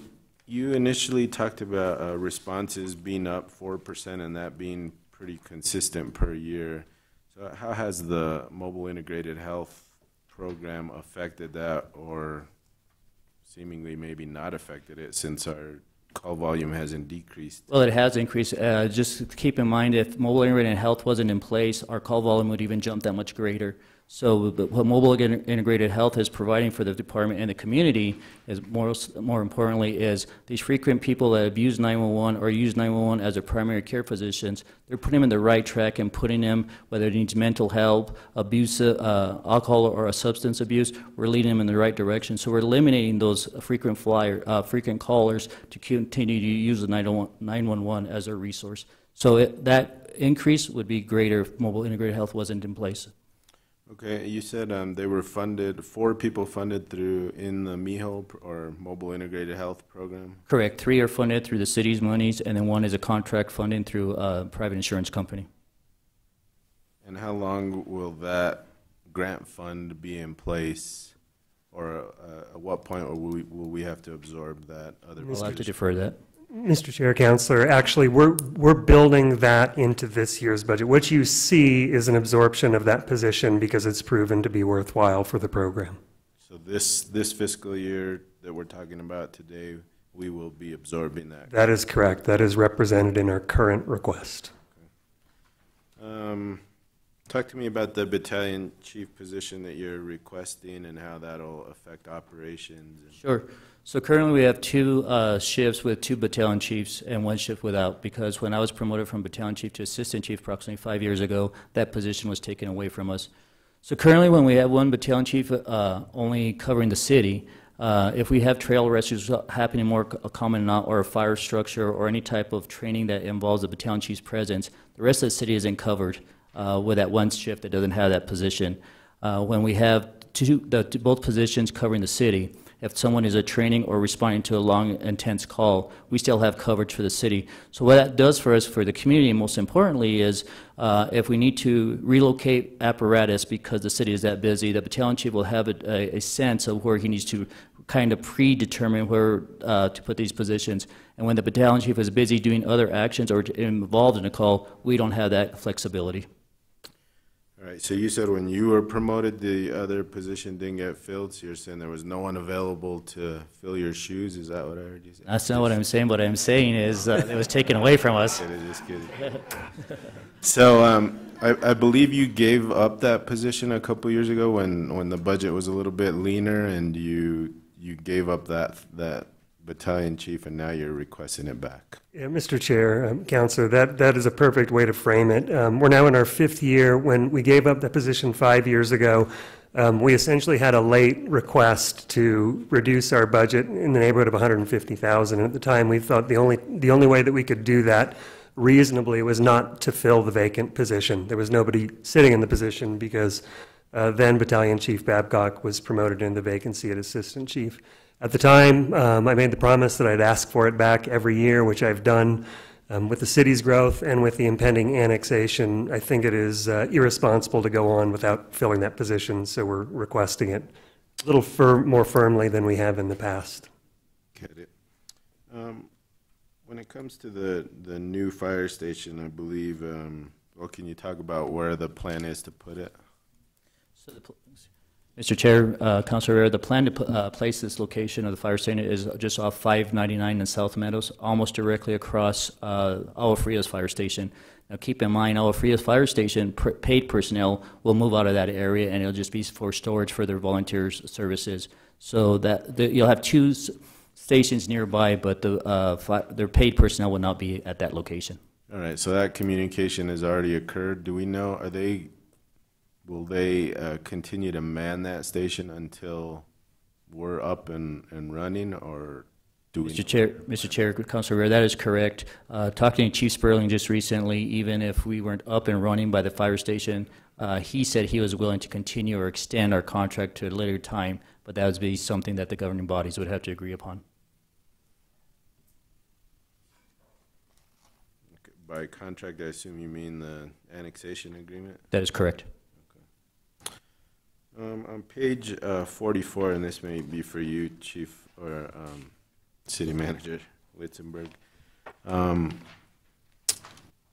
the breakdown on the expenditure summary, fire administration, it looks in the current budget goes from 2 million to 12, and operations looks like it goes from 14 to 5. Is that correct? Is that? Councilor Rivera, it's really the net that has to be looked at. For us, it doesn't really matter which one of those sections they're in, the bodies or the bodies. There's been some manipulation of which account those are coming out of, but it is not significant of any kind of massive changes organizationally. It simply is a budgetary thing, and it is the net that's more important than which positions sit in each one of those categories. So we're not going to get into a situation mid-year where we're having to borrow money from one section to the other because we made a mistake early on. Councilor, I would hope that would be the case. Yeah, our intent is not to have that happen. Again, it is the net that is more important than which of those they come out of. Our administration is not growing by leaps and bounds. That's good to know. I think that's all I have for now, Mr. Chair. Thank you. Councilor Lindell. Thank you, Chair. I will be very quick with this because I know the Chair is trying to keep us on a time frame. On page 13 in the budget book, under Under fees and service charges, line 2, ambulance services, we're going from current budget of 1.6 to a proposed of $4 million. Tell me how you did that. I like the direction that's going. Mr. Chair, Counselor, so the 1.6 is what we've collected to date for this fiscal year. So I did some investigation into 12-month blocks. So what did we receive last fiscal year, and what have we received in the last 12-month block? So the answer to the first is last fiscal year we billed in the neighborhood of $5 million. We received in the neighborhood of $2.3 million. In the last 12-month period, we've already received, or we've billed $2.3 million, and we've got about $400,000 pending, which puts the estimate at about $2.75 million of what we should receive. We have been going through some efforts to increase the percentage that we get of return from our billing. There are places that do the billing better than us, and some of it is education of our people, some of it is processes with our third-party vendor, and plain and simply, some of it is the city's collection policy. The only thing I can guess on how that got to $4 million is that it's based upon a good, eager thought that we're going to be able to do better collections than we have in the past. Okay, I won't belabor this at all. I'd like for you at some point in time to get to us the collections and the policy, and if this is falling under the policy that we passed for turning delinquent over to a collections agency. I acknowledge that, Councillor. Yes, all collections fall under the same policy, but we will review what those are. Okay, if you'd bring a report to us at the Finance Committee, if that's agreeable to the chair. And it doesn't have to be, you know, in the immediate future. I know that you have a lot of different duties right now, Chief. But if you could do it within the next 8 weeks, that would be terrific. Understood, will do. Okay, thank you. That's all I have, Chair. Thank you. All right, thank you. Councillor Harris. Thank you, Chair. Yeah, I want to talk about annexation a little bit because, I accepted the invitation to meet next week with this joint city-county session on May 2nd. This is in response to the resolution that the county passed in, I think, November, asking the city to reconsider the third phase of the annexation. I've not had any conversation with any of my colleagues or with the mayor on this. And I don't really know what it means, but it seems like, how many of us are going to be able to attend for the conversation, I don't know, and I don't really know what it's going to result in. But what I wonder is what it means for the fire department's budget that we're considering. So, does anyone know when the annexation is supposed to be implemented, this third phase? Do we have a hard date on that? Mr. Chair, Councillor, I can tell you what we've been considering the hard date, which is in consultation with Matt O'Reilly. I will say I don't necessarily feel like the county's fire chief feels like the date is the same. We've had some disagreement. The date we've been working off of is January 1st of 2019. And as you recall, the fire is really the only department left to take over the full absorption of the annexation. So my dealings have been directly with Chief Sperling. We've come to the agreement that we're going to provide those services into that unit no matter what it takes, and we do have an ongoing, what we call a closest unit agreement. In other words, whichever unit, irregardless of whether it comes from city or county, whichever unit is closest and appropriate will do that service. So for all intents and purposes, we can extend, as Chief Babcock said, the actual transition until we have the capability to serve. The date we've been looking at is January 1st, 2019. Right, and I see that in the review major goals, it's listed there. I'm not sure I fully understand your answer. Is it fair to say that if the city would be moving or sees a need to move forward with the new fire station, that would be Fire Station 2? Is that what you would be calling it? That's correct, Councillor. And I know the site is identified as Chief Babcock says. I'm familiar with the site. Is it fair to say that the fire department would want to move forward with that station no matter what happens with annexation? I'm sorry, Councilor, could you ask the question again? I don't understand. Does the fire department feel a need to build fire station number 2, no matter what happens to the third phase of the scheduled annexation? Councilor, I understand your question now. No, if that annexation, if third phase of annexation were not occur and fire were not to take over that response area, we would not see the need to build that fire station. Okay, all right, that was my question. I appreciate the answer. Yeah, I've got some follow-up, but go ahead. Just real quick, so I'm not sure if you've seen the proposed third phase of annexation, which includes that small piece which runs like between 599 and Alameda. It's a small piece there. I don't think there are very many residents there. And also the area up in Hyde Park. Those are the questions of the third phase. So I don't know if that changes your answer regarding the fire station. So just wanted to make sure we're all on the same page. Councilor, thank you for reminding me. Yeah, I actually misunderstood my own understanding of that question. So yeah, I was not referring to the third phase, which now I understand and I recall what Councilor Rivetta is saying. It is the strip in Alameda that was the most recently contentious, as well as the Hyde Park area. Is that the question you're asking? Well, I haven't looked recently at the annexation agreement, but what I remember, the third phase of the annexation, I mean, I think in terms of Kainopal, and it's a rather large area. And so I've lost, and I remember the Hyde Park reference, but the narrow strip I just don't simply remember. It's a large area, it's just not very populated. Understood. But I don't think that Chief Litzenberg knew that was the third phase you were talking about. Again, I do thank you, Councilor, for clarifying that. And Councilor Rivetta is correct. I was referring to the last part, the fire transition and the already annexed phases.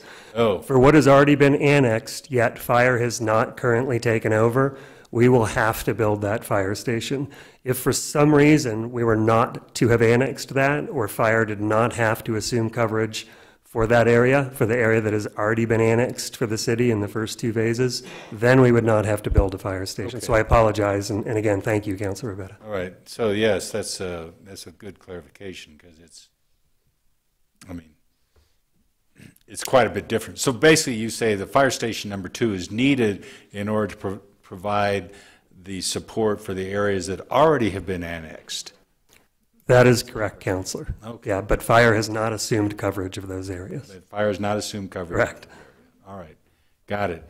So, where do we stand? I heard Chief Babcock make a very brief reference to the design phase. I mean, how far along are we in getting this fire station number 2 designed, getting the infrastructure to it? Because I think it's, for the most part, just bare ground right now, as well as the station built. Mr. Chair, Councilor Harris, if I could defer that question to Assistant Chief Snyder, because he's been part of that committee during this process, that we could give you more definite answers on that. Of course. Mr. Chairman, Councilor, we last week did interviews with the last 3 architecture firms that were in the running for the design phase. Right now, Jason Klug over at Facilities is working with a contract for the architect that did win our interview phase, so that's going through right now. So if that's done in the next 30 days, they would start doing design work with the next 30 days with a hope of starting construction depending on, again, weather and funding later this year, with a completion date of late 2019, more realistically spring 2020. Right, that's a realistic answer, Chief Snyder. So again, I think that I appreciate the answer. Okay, anything else, Councilor Harris? No, I'm good. Okay, Councilor Romero-Worth. Okay, Councilor Vihil-Coppler. Councilor Villarreal. Okay, Councilor Harris. Yeah, I do have a follow-up. So again, the expansion really, with the exception of the battalion chief, and we heard the justification for that, And, and I also heard Chief Litzenberg be fairly direct that you really want this to happen this time around, and I think that makes good sense. I guess I wonder, though, about the expansion for the cadets and everybody associated with the expansion request to staff, primarily to staff the new station. But if we don't have the station until 2020, perhaps, or late 19, how does that fit together? Counselor, I'd be happy to answer that. Again, we know what the agreement says and when the city is, by agreement, supposed to take over fire coverage of that area, and we can sit with the county fire chief and make gentlemen's agreements about how we will try to provide best coverage as we move into the future. Our assumption is we have to go according to the original annexation agreement and be ready to provide services into that annexation area at the go-live date, whether or not we have a fire station. And although it is an incredibly unattractive thing to do, the one thing we can't do without is the personnel. So if we had to do what they call status coverage, where we're putting units out into that area at blocks of time who are not stationed at a fire station, we would do that in order to provide that coverage according to the agreement that was signed 5 years ago. Again, it's not an attractive thing, but our assumption has to be we provide the coverage whether or not there's a fire station. To be clear, this is the coverage that is not only the third phase of the annexation, it's also the obligations that the department has for the first two phases of annexation. Is that correct? That is correct, Counselor, because for phase 2, we have not yet assumed full coverage, but we're slated to do so on that go-live date. Right. So again, again, I'm looking at Chief Babcock's second point here. Annexation preparation for full fire takeover January 1st, 2019 is really the obligations that are already clear for the areas we've already annexed. That is correct, Counselor. The obligation was already made 5 years ago. All right, got it. Those are my questions. Thank you, Chair. Okay, is there a motion regarding the fire department budget? Motion to approve. Motion, is there a second? Second. Any further discussion? Nope. All those in favor? Aye. Aye. Okay. Community services. At this time, I'm going to recuse myself because as the director of the Boys and Girls Clubs, we do get some funding from the line item, which is Youth and Family Services. So I'm going to ask Councilor Rivera if he'll chair this section for us. Thank you. Thank you, Mr. Chair. Chris, welcome. We'll let you go through your presentation and then we'll ask questions after that. Okay. Chris Sanchez, Community Services Interim Director and Youth and Family Services Director. Thank you for giving us the opportunity. Community Services really is focused on the catalyst for positive social change for all of our residents. We have a primary goal is to provide access to all Santa Fe residents and provide resources to them by either way of technical leadership, funding, or any combination of the two. We've been working on results-based accountability now probably for the last 4.5 years through the Youth and Family Services Division, and recently over the last year have really put in a good quality assurance component for each of the different divisions that are within community services. I'm going to give an opportunity to our division directors to do a quick 2 to 3 minute executive level review of their division and talk a little bit about their actual results-based accountability.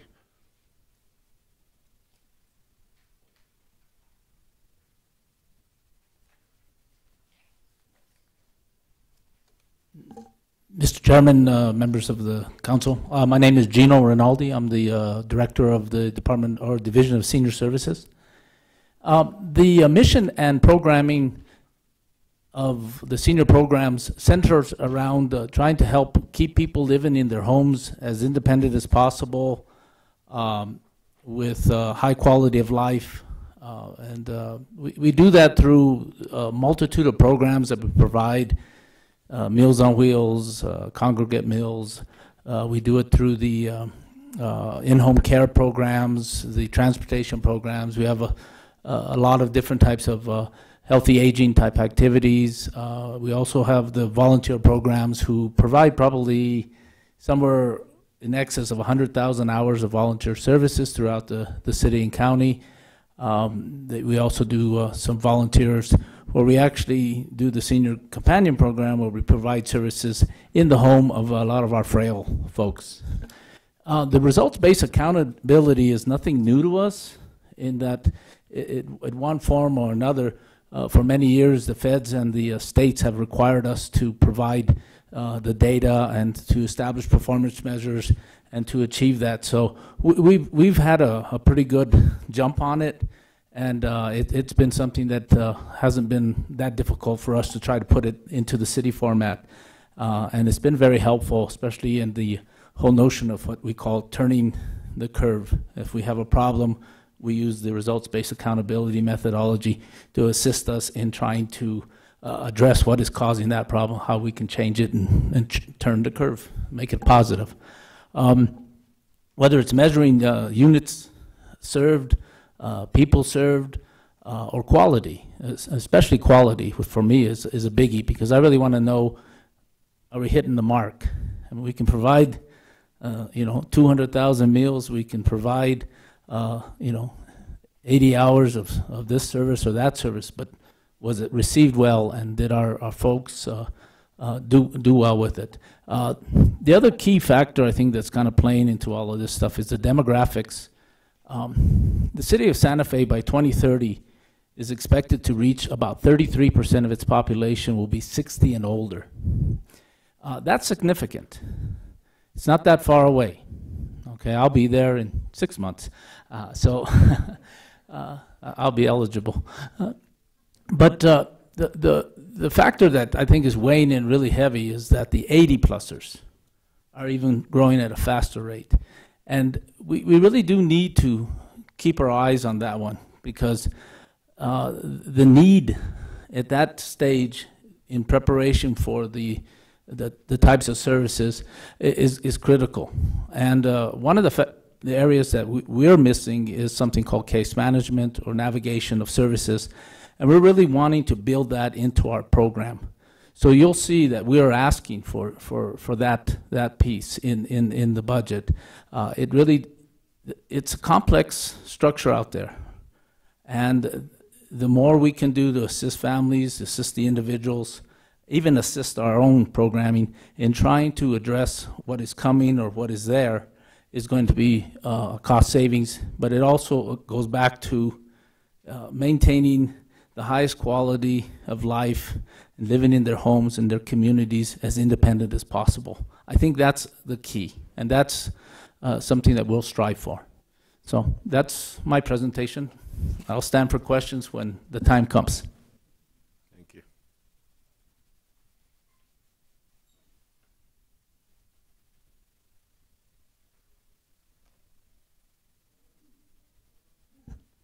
Hello, I'm Pat Hodap, Director of Libraries. I'm very pleased to be here today. We continue to serve even more people in Santa Fe every single year. We have 3 locations. We're open 171 hours a week. We're the only location that is open after school nights and weekends to serve children, particularly school children working on projects. Our statistics grow, as I said, every single year. Our total visits last year were 722,000 people. Our circulation, which is our term for checking out materials, was 663,000, and we also had digital items checked out at almost 90,000. We are working at capacity at our 3 locations. We strive to be out in the community to serve every area of the community. We serve within the library from birth almost to death, in that we serve programs of preschool story times, books and babies. We do these programs in Spanish and English. We do them, all of our programs we are doing now as of this last week at all 3 locations. We've expanded our Spanish books and babies to include the main library because there's been a request. We conducted last year over 400 children's programs and had over 15,500 children attend. Our summer reading program alone, we register 1,500 kids who read all summer, which is supposed to help them keep their reading level before they go into the next school year. At the current time, we are also, through our library board, who's very active, we have just issued an RFP for a study of libraries in the community. That includes the county. We've received 10 proposals. They are now being reviewed and evaluated by the library board. We're hoping that with this in place, we'll be able to make informed decisions about continued library service, expanded library service, and libraries that meet 21st century standards. Everybody knows that we work with kids. I want to share with you some projects that we do that go beyond kids. We work with people working on resumes, people who are looking for jobs. This past year, we worked with job fairs through community services, and job fair was held at the Southside Library that brought in 86 kids. Kids, I mean, meaning they were high schoolers who were looking for jobs. We also work very closely with the incubator here in Santa Fe and host workshops on people looking for jobs who want to improve their job abilities. And in addition, we have just added a workshop for entrepreneurs that is ongoing at the library. And we've also just added coding workshops, and this is affecting teens. We had approximately 20 teens in the library last weekend for a 15-hour session, and they asked for more. We feel we are really meeting the needs of the community at all ages, and to help people find their place in the community and the information that they need. Thank you. Anyone else, Chris? Or? So I'll go ahead and take over Youth and Family Services. Really, our mission and vision is to improve the quality of life for children, youth, and families throughout the community. We become a leader in many cases in the development of collaborations and really identifying and pinpointing specific areas that we'd like to impact in the community based upon research and data that we use. We've serviced close to 17,000 different youth last year throughout all of our different programs, whether it's after school, summer, or programs that we fund. We staff, I think, approximately 10 different committees, boards, or commissions.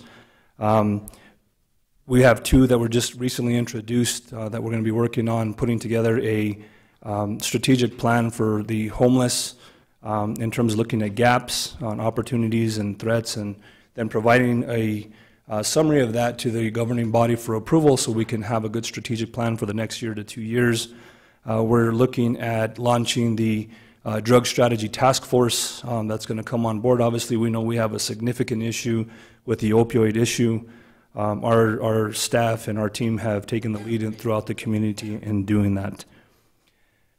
Based upon the results-based accountability, we've designed what we believe a very flawless evaluation system. Our goal is about accountability and making sure that we are utilizing the taxpayers' dollars honestly, and that creates the greatest impact in the community. And so as we come in front of you for recommendations for funding for the Children and Youth Commission, you'll be able to see the way that funding matrix is and the evaluation that's being used. We're really excited about that. Matter of fact, some of our colleagues, the different funders throughout the community, are wanting to be able to replicate that. As far as the budget is concerned, if you take a look very closely at it, we're about $243,000 under budget. I asked each of our division directors to start from a zero-based budget perspective, really looking at the units, the programs, the services, and identifying the true number that needs to be utilized for each one of those specific areas. In doing that, we did do some shifting around in different items and different areas and line items and so forth, but the result is about a $243,000 under budget projection for this year. We're real excited about that and the fact that we have tied our budget on to results-based accountability standards. I'm not going to go over every single one of them, but if you take a look at the specific ones for the department, you'll look at such things as the vacancy rate, which is very important to us, making sure that we're providing good professional development of our staff and making sure that our staff continue to want to be employed by us, which is a very good indicator for us. big impact on the budget when we don't have staff. So we're looking at that. We're also looking at the bars, the total number of bars, and the way that the budget has been expended per line item. The office manager and myself meet monthly to go over all of the different expenditures that we have for the actual department. So we are presenting this budget. It is flat. There's a couple of areas that we are asking to add to it. One of them obviously is the one in senior services. We asked for an additional case manager. We did find money within the budget to provide half of the cost of it, but it looks like we're going to need to incur about $33,000 to make that happen. In our library section, there's an addition to the courier services that we were going to have to add in the tune of about $18,000, and then the security contract is right about $8,500. Other than that, our budget has remained, excuse me, flat through the whole process, and we'll stand for questions. All right, questions from the committee first. Councilor Romero Worth.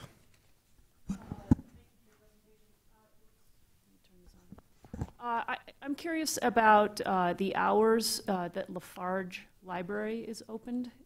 Can Ms. Hodep address that? The Lafarge branch currently is open 57 hours a week. I'm sorry, they're open 54 hours a week.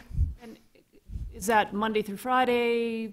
It's Monday through Saturday. Okay. All the libraries are open on Saturday from 10 until 6. And are any open on Sundays?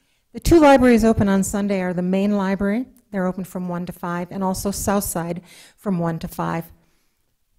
And is there a reason the Lafarge, that there's only 2 libraries open on Sundays? Is there I'm sure it's a Mr. Chair, councilors, Councilor Romero, money.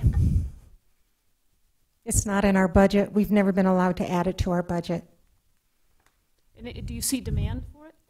Oh, yes, yes. Lafarge branch already is our second busiest branch of the 3 locations.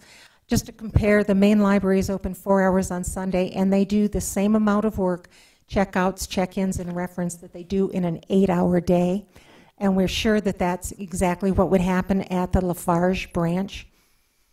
So that's an area, obviously, for potential expansion, I guess. We would love to expand. I think I was quoted someplace in a newspaper that if we had enough money, we'd be open 24 hours a day if that's what people wanted.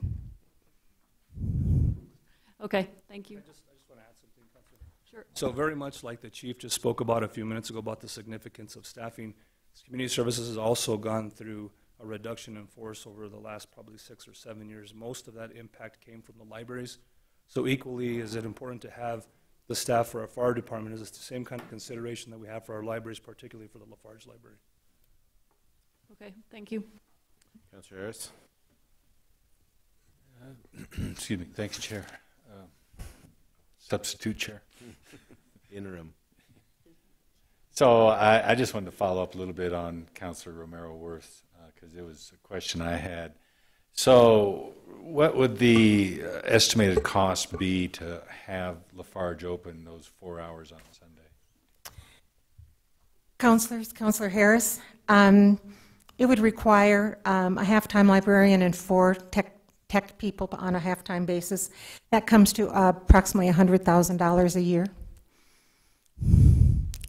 For that Sunday opening? Yes, sir. Okay, that answered my question. Okay, this goes to the study. Yes, I had also heard that there was a good response to the RFP for the library study. I was unaware that the RFP will also look at the county facilities or facility. To what degree will this RFP look at facilities other than city facilities? Councilors, Councilor Harris, we've asked in our RFP that the company look at the library serving Santa Fe. We do not want to duplicate efforts. The RFPs that I have looked at, people have asked about other libraries in the county because we do serve county residents. And also, which I'm sure is of concern, is that there is a building on the campus that might become a library. So this is something that we would ask the company to look at all possibilities. Well, certainly the Fogelson Library is a possibility. That's been discussed. What I don't understand in your answer is, are the consultants, are they going to be looking at county facilities at all as well? And what I'm getting to is that we've heard in the past that approximately 20% of our cardholders are county residents. We've also heard that the county contributes, in the past anyways, I don't see it in the revenue here, approximately $25,000 towards our library budget, which certainly is not, anywhere commensurate with the 20% cardholder.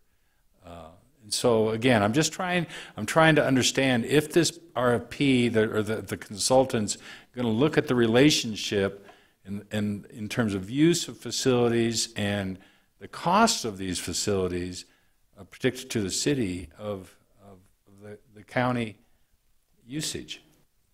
Councilor, part of the RFP really is going to focus on the 3 specific libraries that we have, right. The physical libraries. The part about the county really is the assessment of the actual community to understand the needs and wants of all the residents in there. And then within that plan that we receive is for us to be able to have a conversation with the county, really understanding the total percentage of residents that are accessing and using it, and then figuring out how we can leverage additional funds from them. Okay. The county's aware of this? Have you talked to the county about this is part of the intent of the RFP? Okay. All right. When do you think you might have results of that study? Of the people who've applied at this point, they vary between 6 and 9 months. All right, very good. So I noticed this, again, on the expenses for the library, there's an $872,000 line item that's described as a subsidy to Southside Library, but I don't see that for any of the other facilities. What's behind that line item? What's that involved? We have. Would you repeat it? I apologize. There's a line item on the library expense spreadsheet for $872,000 subsidy to Southside Library. I'm just asking for an explanation. I don't see it for either Lafarge or the main library. Councilors, Councilor Harris, when the Southside Library was opened, there was not funding to run the library. The council at that time decided to do a 0.5% GRT to fund the Southside Library, so it is separate from the other budget.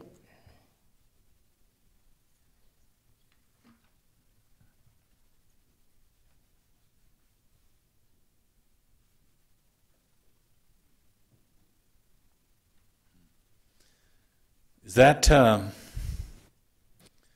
guess I think that's something that should be looked at.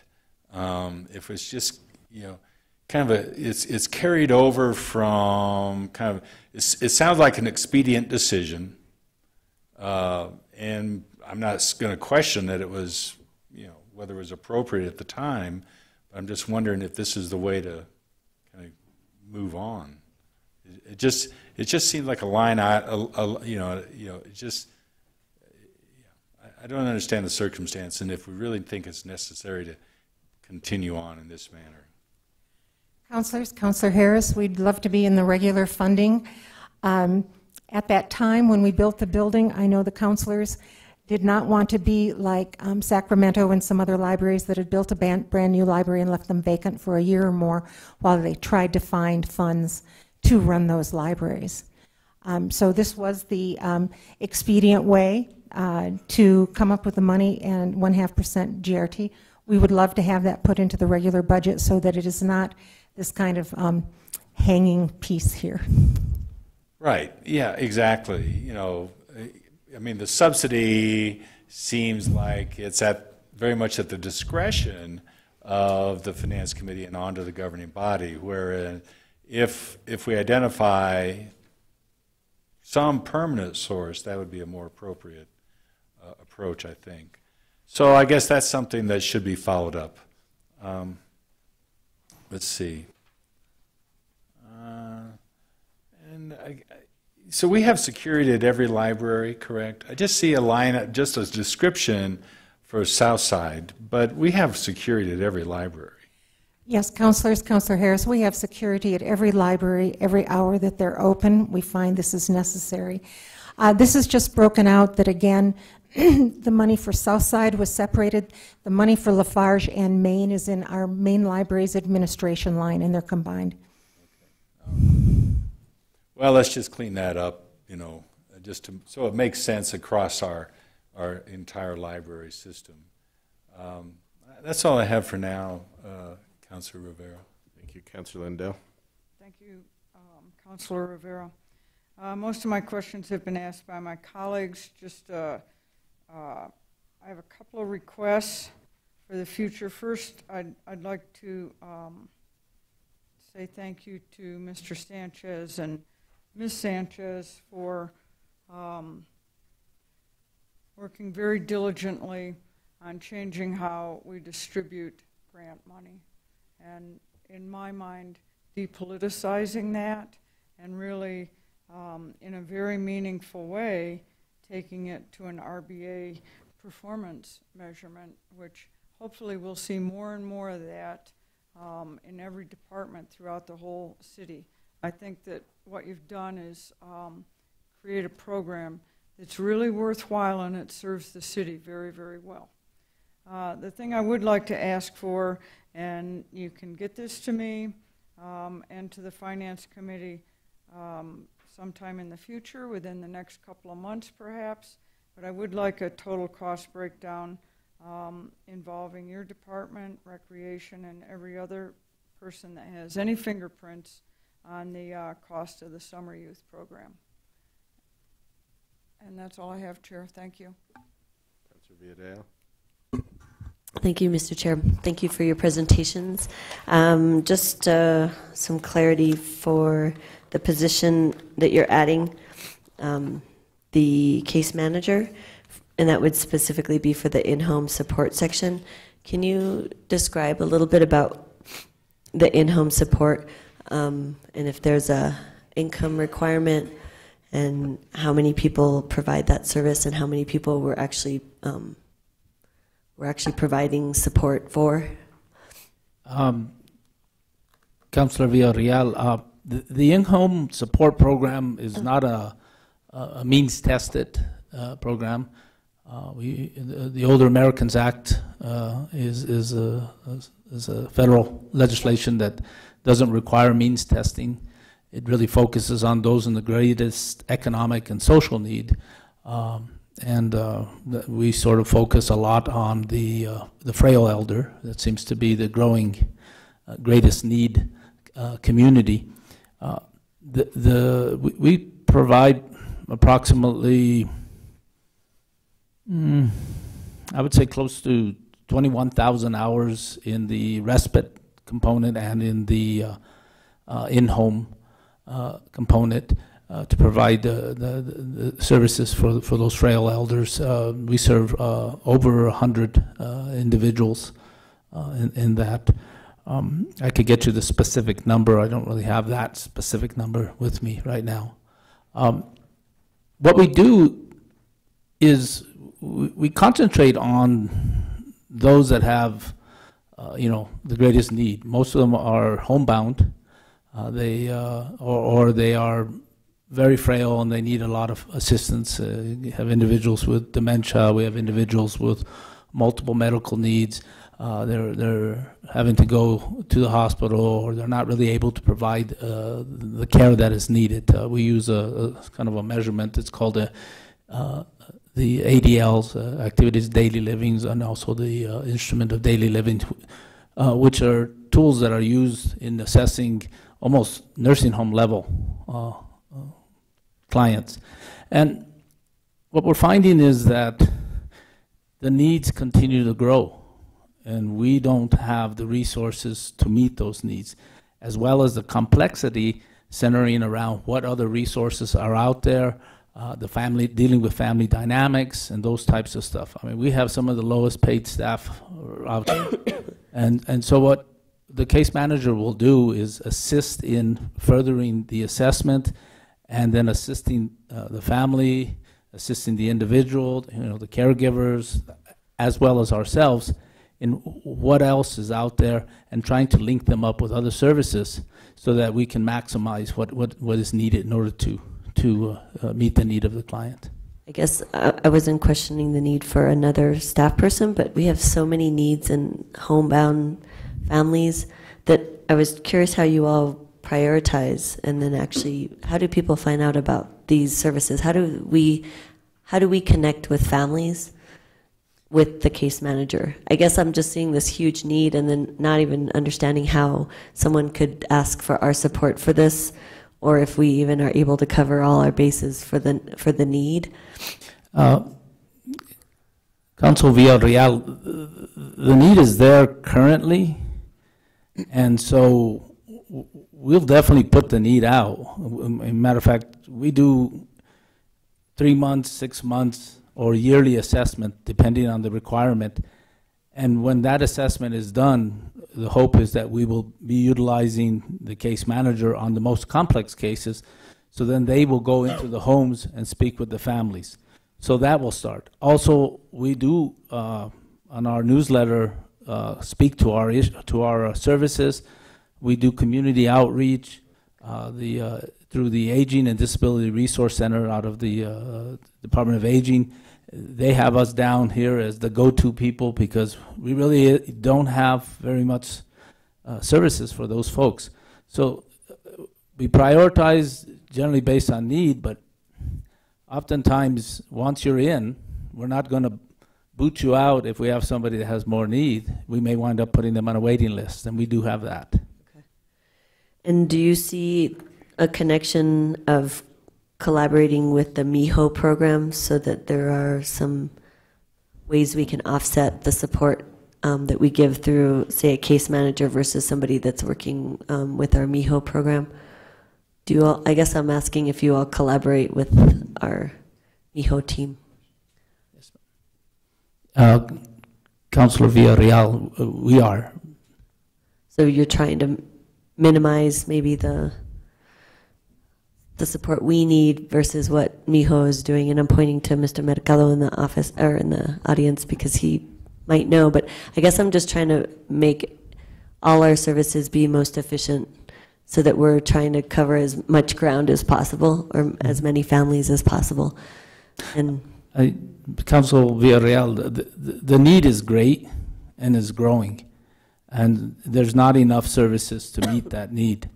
And we are communicating so that we don't have the duplication. And in some cases, some of the most complex cases are ones where we have a lot of touches. Great. And it's not just one entity that can deal with it. And so, and we're starting to see the increase in, or the discovering of behavioral health issues, substance abuse issues, and those are areas that are just really far more complex than my staff have any capability of dealing with at this point. So we have to work together and link. Great. I'm glad to hear that. Yeah, sure. In addition, Councilor, we also have a 501c3 that's attached to our seniors program, and our goal really is to figure out how we can offset costs. So our goal isn't to come to the general fund to ask for additional dollars, but to have seed money so then we can leverage that against other funding entities throughout the community, to include our human services. And so we're focusing on having the seed money to get us what we need, so then we can leverage that against that 501c3 that we have. Great, good to hear. For library services, we keep talking about the 100K that would cover our Sunday accessibility for Lafarge. And I was trying to remember for when we had a $50 million deficit, was that when we took out, there was a, I guess maybe this is not really a fair question because it may have occurred over the years, but did we take out 500 or 100,000 that year when we had the $15 million deficit? Or was it spread out and taken over progressive? Okay. I'd like us to flag that. I don't know if we're going to have any funds after we finish all the budget hearings, and if there's any funding saved. I don't know if that ever happens really, but if there is, I would like to flag it for the library, for the south side, for the Lafarge. I just feel like that is an ongoing issue. I know it's fresh on our minds because someone reminded us via email, but that is, I think we shouldn't be having one library not be open, because I just think it's going to continue to grow the need for that area. And then the other thing is just understanding your committee responsibilities for your department. I know there's 2 more committees that have been added that you all have to staff. Can you tell or remind the council what other committees you all staff? So we have the Mayor's Youth Advisory Board, Children Youth Commission, Human Services, Veterans, Homeless, Opioid, Seniors, Libraries, what am I missing? Truancy Task Force, all in the mayor's cabinet. So we have a total of 10. 10 total. And then does that mean, Chris, that you have to, do you divvy it up between your staff, or you pretty much? Myself and Julie is primarily the ones that handle it all, and then libraries, obviously, Pat takes care of, and Gino takes care of seniors. And do you think that there's a funding source needed to cover that capacity for staffing our committees? I know that's probably... Absolutely. I think as we continue to really look at the efficiency of the department, there are specific gaps that we have, and sometimes very difficult to do balancing all the things that we balance, particularly because I don't have a Youth and Family Services director. I'm filling that role as well, too, on top of Community Services. But what we have done is we have worked collaboratively across the department and utilized additional services of our office manager, our administrative assistant, and have cross-trained people to really help balance the different work that we have going on. To that point, sure. Counselor, don't you have an advertisement out right now for another staff person to do specifically some of those activities? That's correct, Council. We have for 2. Which position was that? Special Projects Administrator. Okay. I think that would help offset, but I think in the future, the efficiency of our committees we need to think about, and I would like each of the departments that have to staff to think about maybe, I don't know, either combining some of the committee efforts, or maybe there's one that's not as active, and I don't know what it is because I don't see it on a daily. And I think immigration's also in that one too. Veterans. Okay, so I just think, and they're a hefty load. I mean, looking at and working with committees, also setting up agendas, being there for staff and prep, it's so much time, and it takes you away from the daily, day-to-day. So it's not just your department, it's other departments, but I think Community Services takes the bigger load of most of those community committees. And I would just challenge us to really, we keep talking about it, but really challenging us to look at what these committee, what they're serving, how they're serving, if there's some efficiencies and ways that we could maybe do better. I met with Chairman Abeta, and he's asked us to pull together all of this stuff to take a look at and see if there's a potential way that we could potentially collapse or bring together, although they all serve very different purposes. Absolutely. There's some overlap, but they each have their own kind of goal and objectives. And I'd like to see that too. If it just comes to finance, I'd like to see it as well. And I think that's it. Thank you. Councilor Villa-Couplet.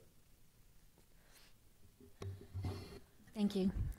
I'd like to make a pitch for opening the Lafarge Library on Sundays as well. And in considering this, I think we have to pay attention to our demographics, and some of the studies, I'm not familiar with one on this issue in particular, but overall are that most of our school children and high schoolers are on the south side, and I know I have received, in addition to email, phone calls from teachers at Santa Fe High, and we have most of our we do have 2 of our public high schools anyway on the south side, and then we have the Milagro that will be built soon, and then we have all of those elementary and elementary schools clustered around as well. So there's been, I haven't received anything as much as I have on this issue as far as public input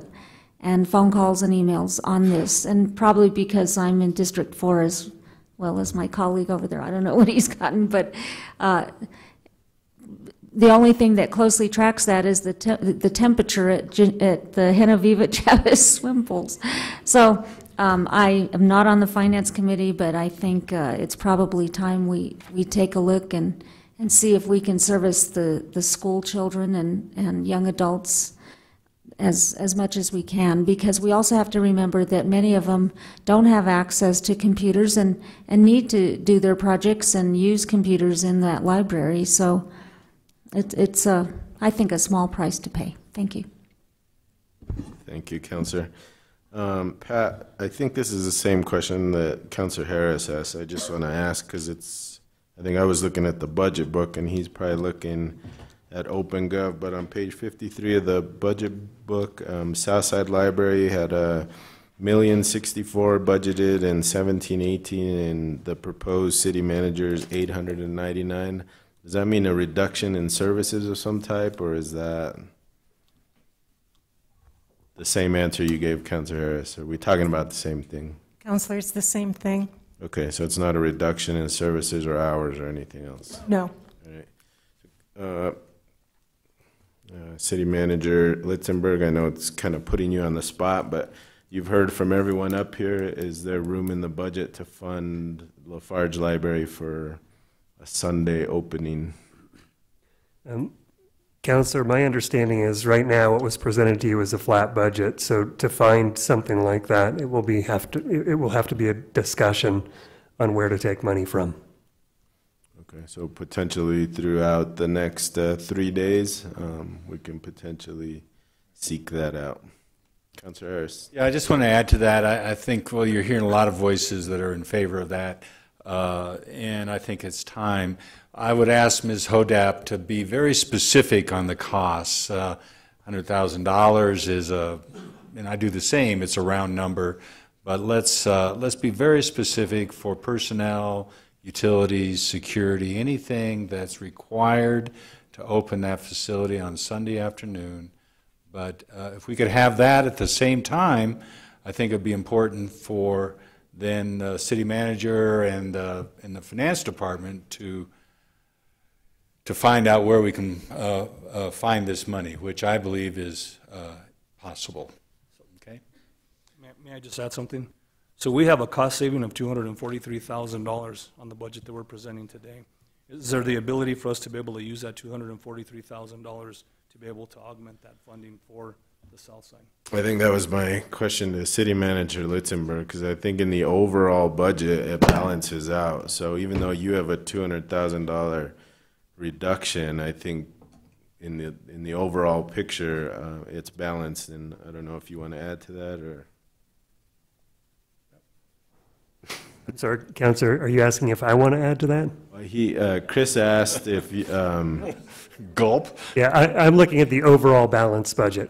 You're correct. So even though they have a $200,000 saving, that's already been factored into the overall. That is correct. My answer was about the net budget. So I think our options here for the committee, and I haven't talked to the chair about this, so I hope he's okay. Either we can defer this to the Wednesday meeting when we can get maybe some more definitive numbers from the library director, or we can pass the budget as it is and keep this open it up later. Councillor Harris?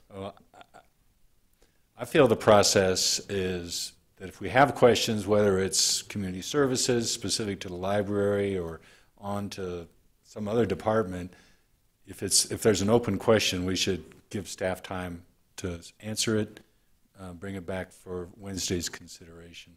Okay. Do we have to have action on that, or can we just, does anybody know, can we just move that? I think we just move.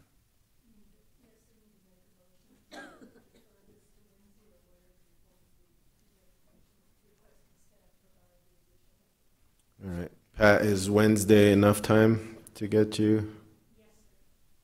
Yes. Okay. I'll entertain a motion to that point.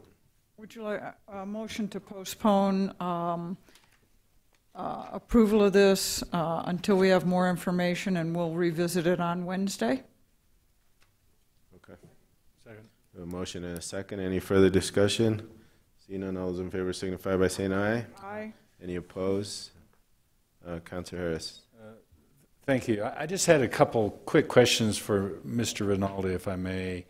And this really has to do with we've got two sizable stipend programs, one for $94,000, one for $69,000. Are those funded through a grant? Can you just give me a quick synopsis on those? Councilor Harris, the answer is yes. They're the the volunteer programs. I believe both are under the federal senior corporation, as well as the state provides additional dollars, and they're different programs. Right. I mean, so they provide different levels of stipends. It isn't something that we have a say on with regards to where it's designated. So that's the reason for the difference. Okay. But they are grant funded? Yes, sir. The city does provide match money as well. That's all I have. Thank you, Chair. Thank you. All right, with that, we had a motion that was passed, so we'll see you on Wednesday.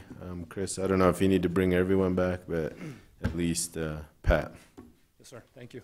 All right, with that, we're adjourned until 1 o'clock. Thank you.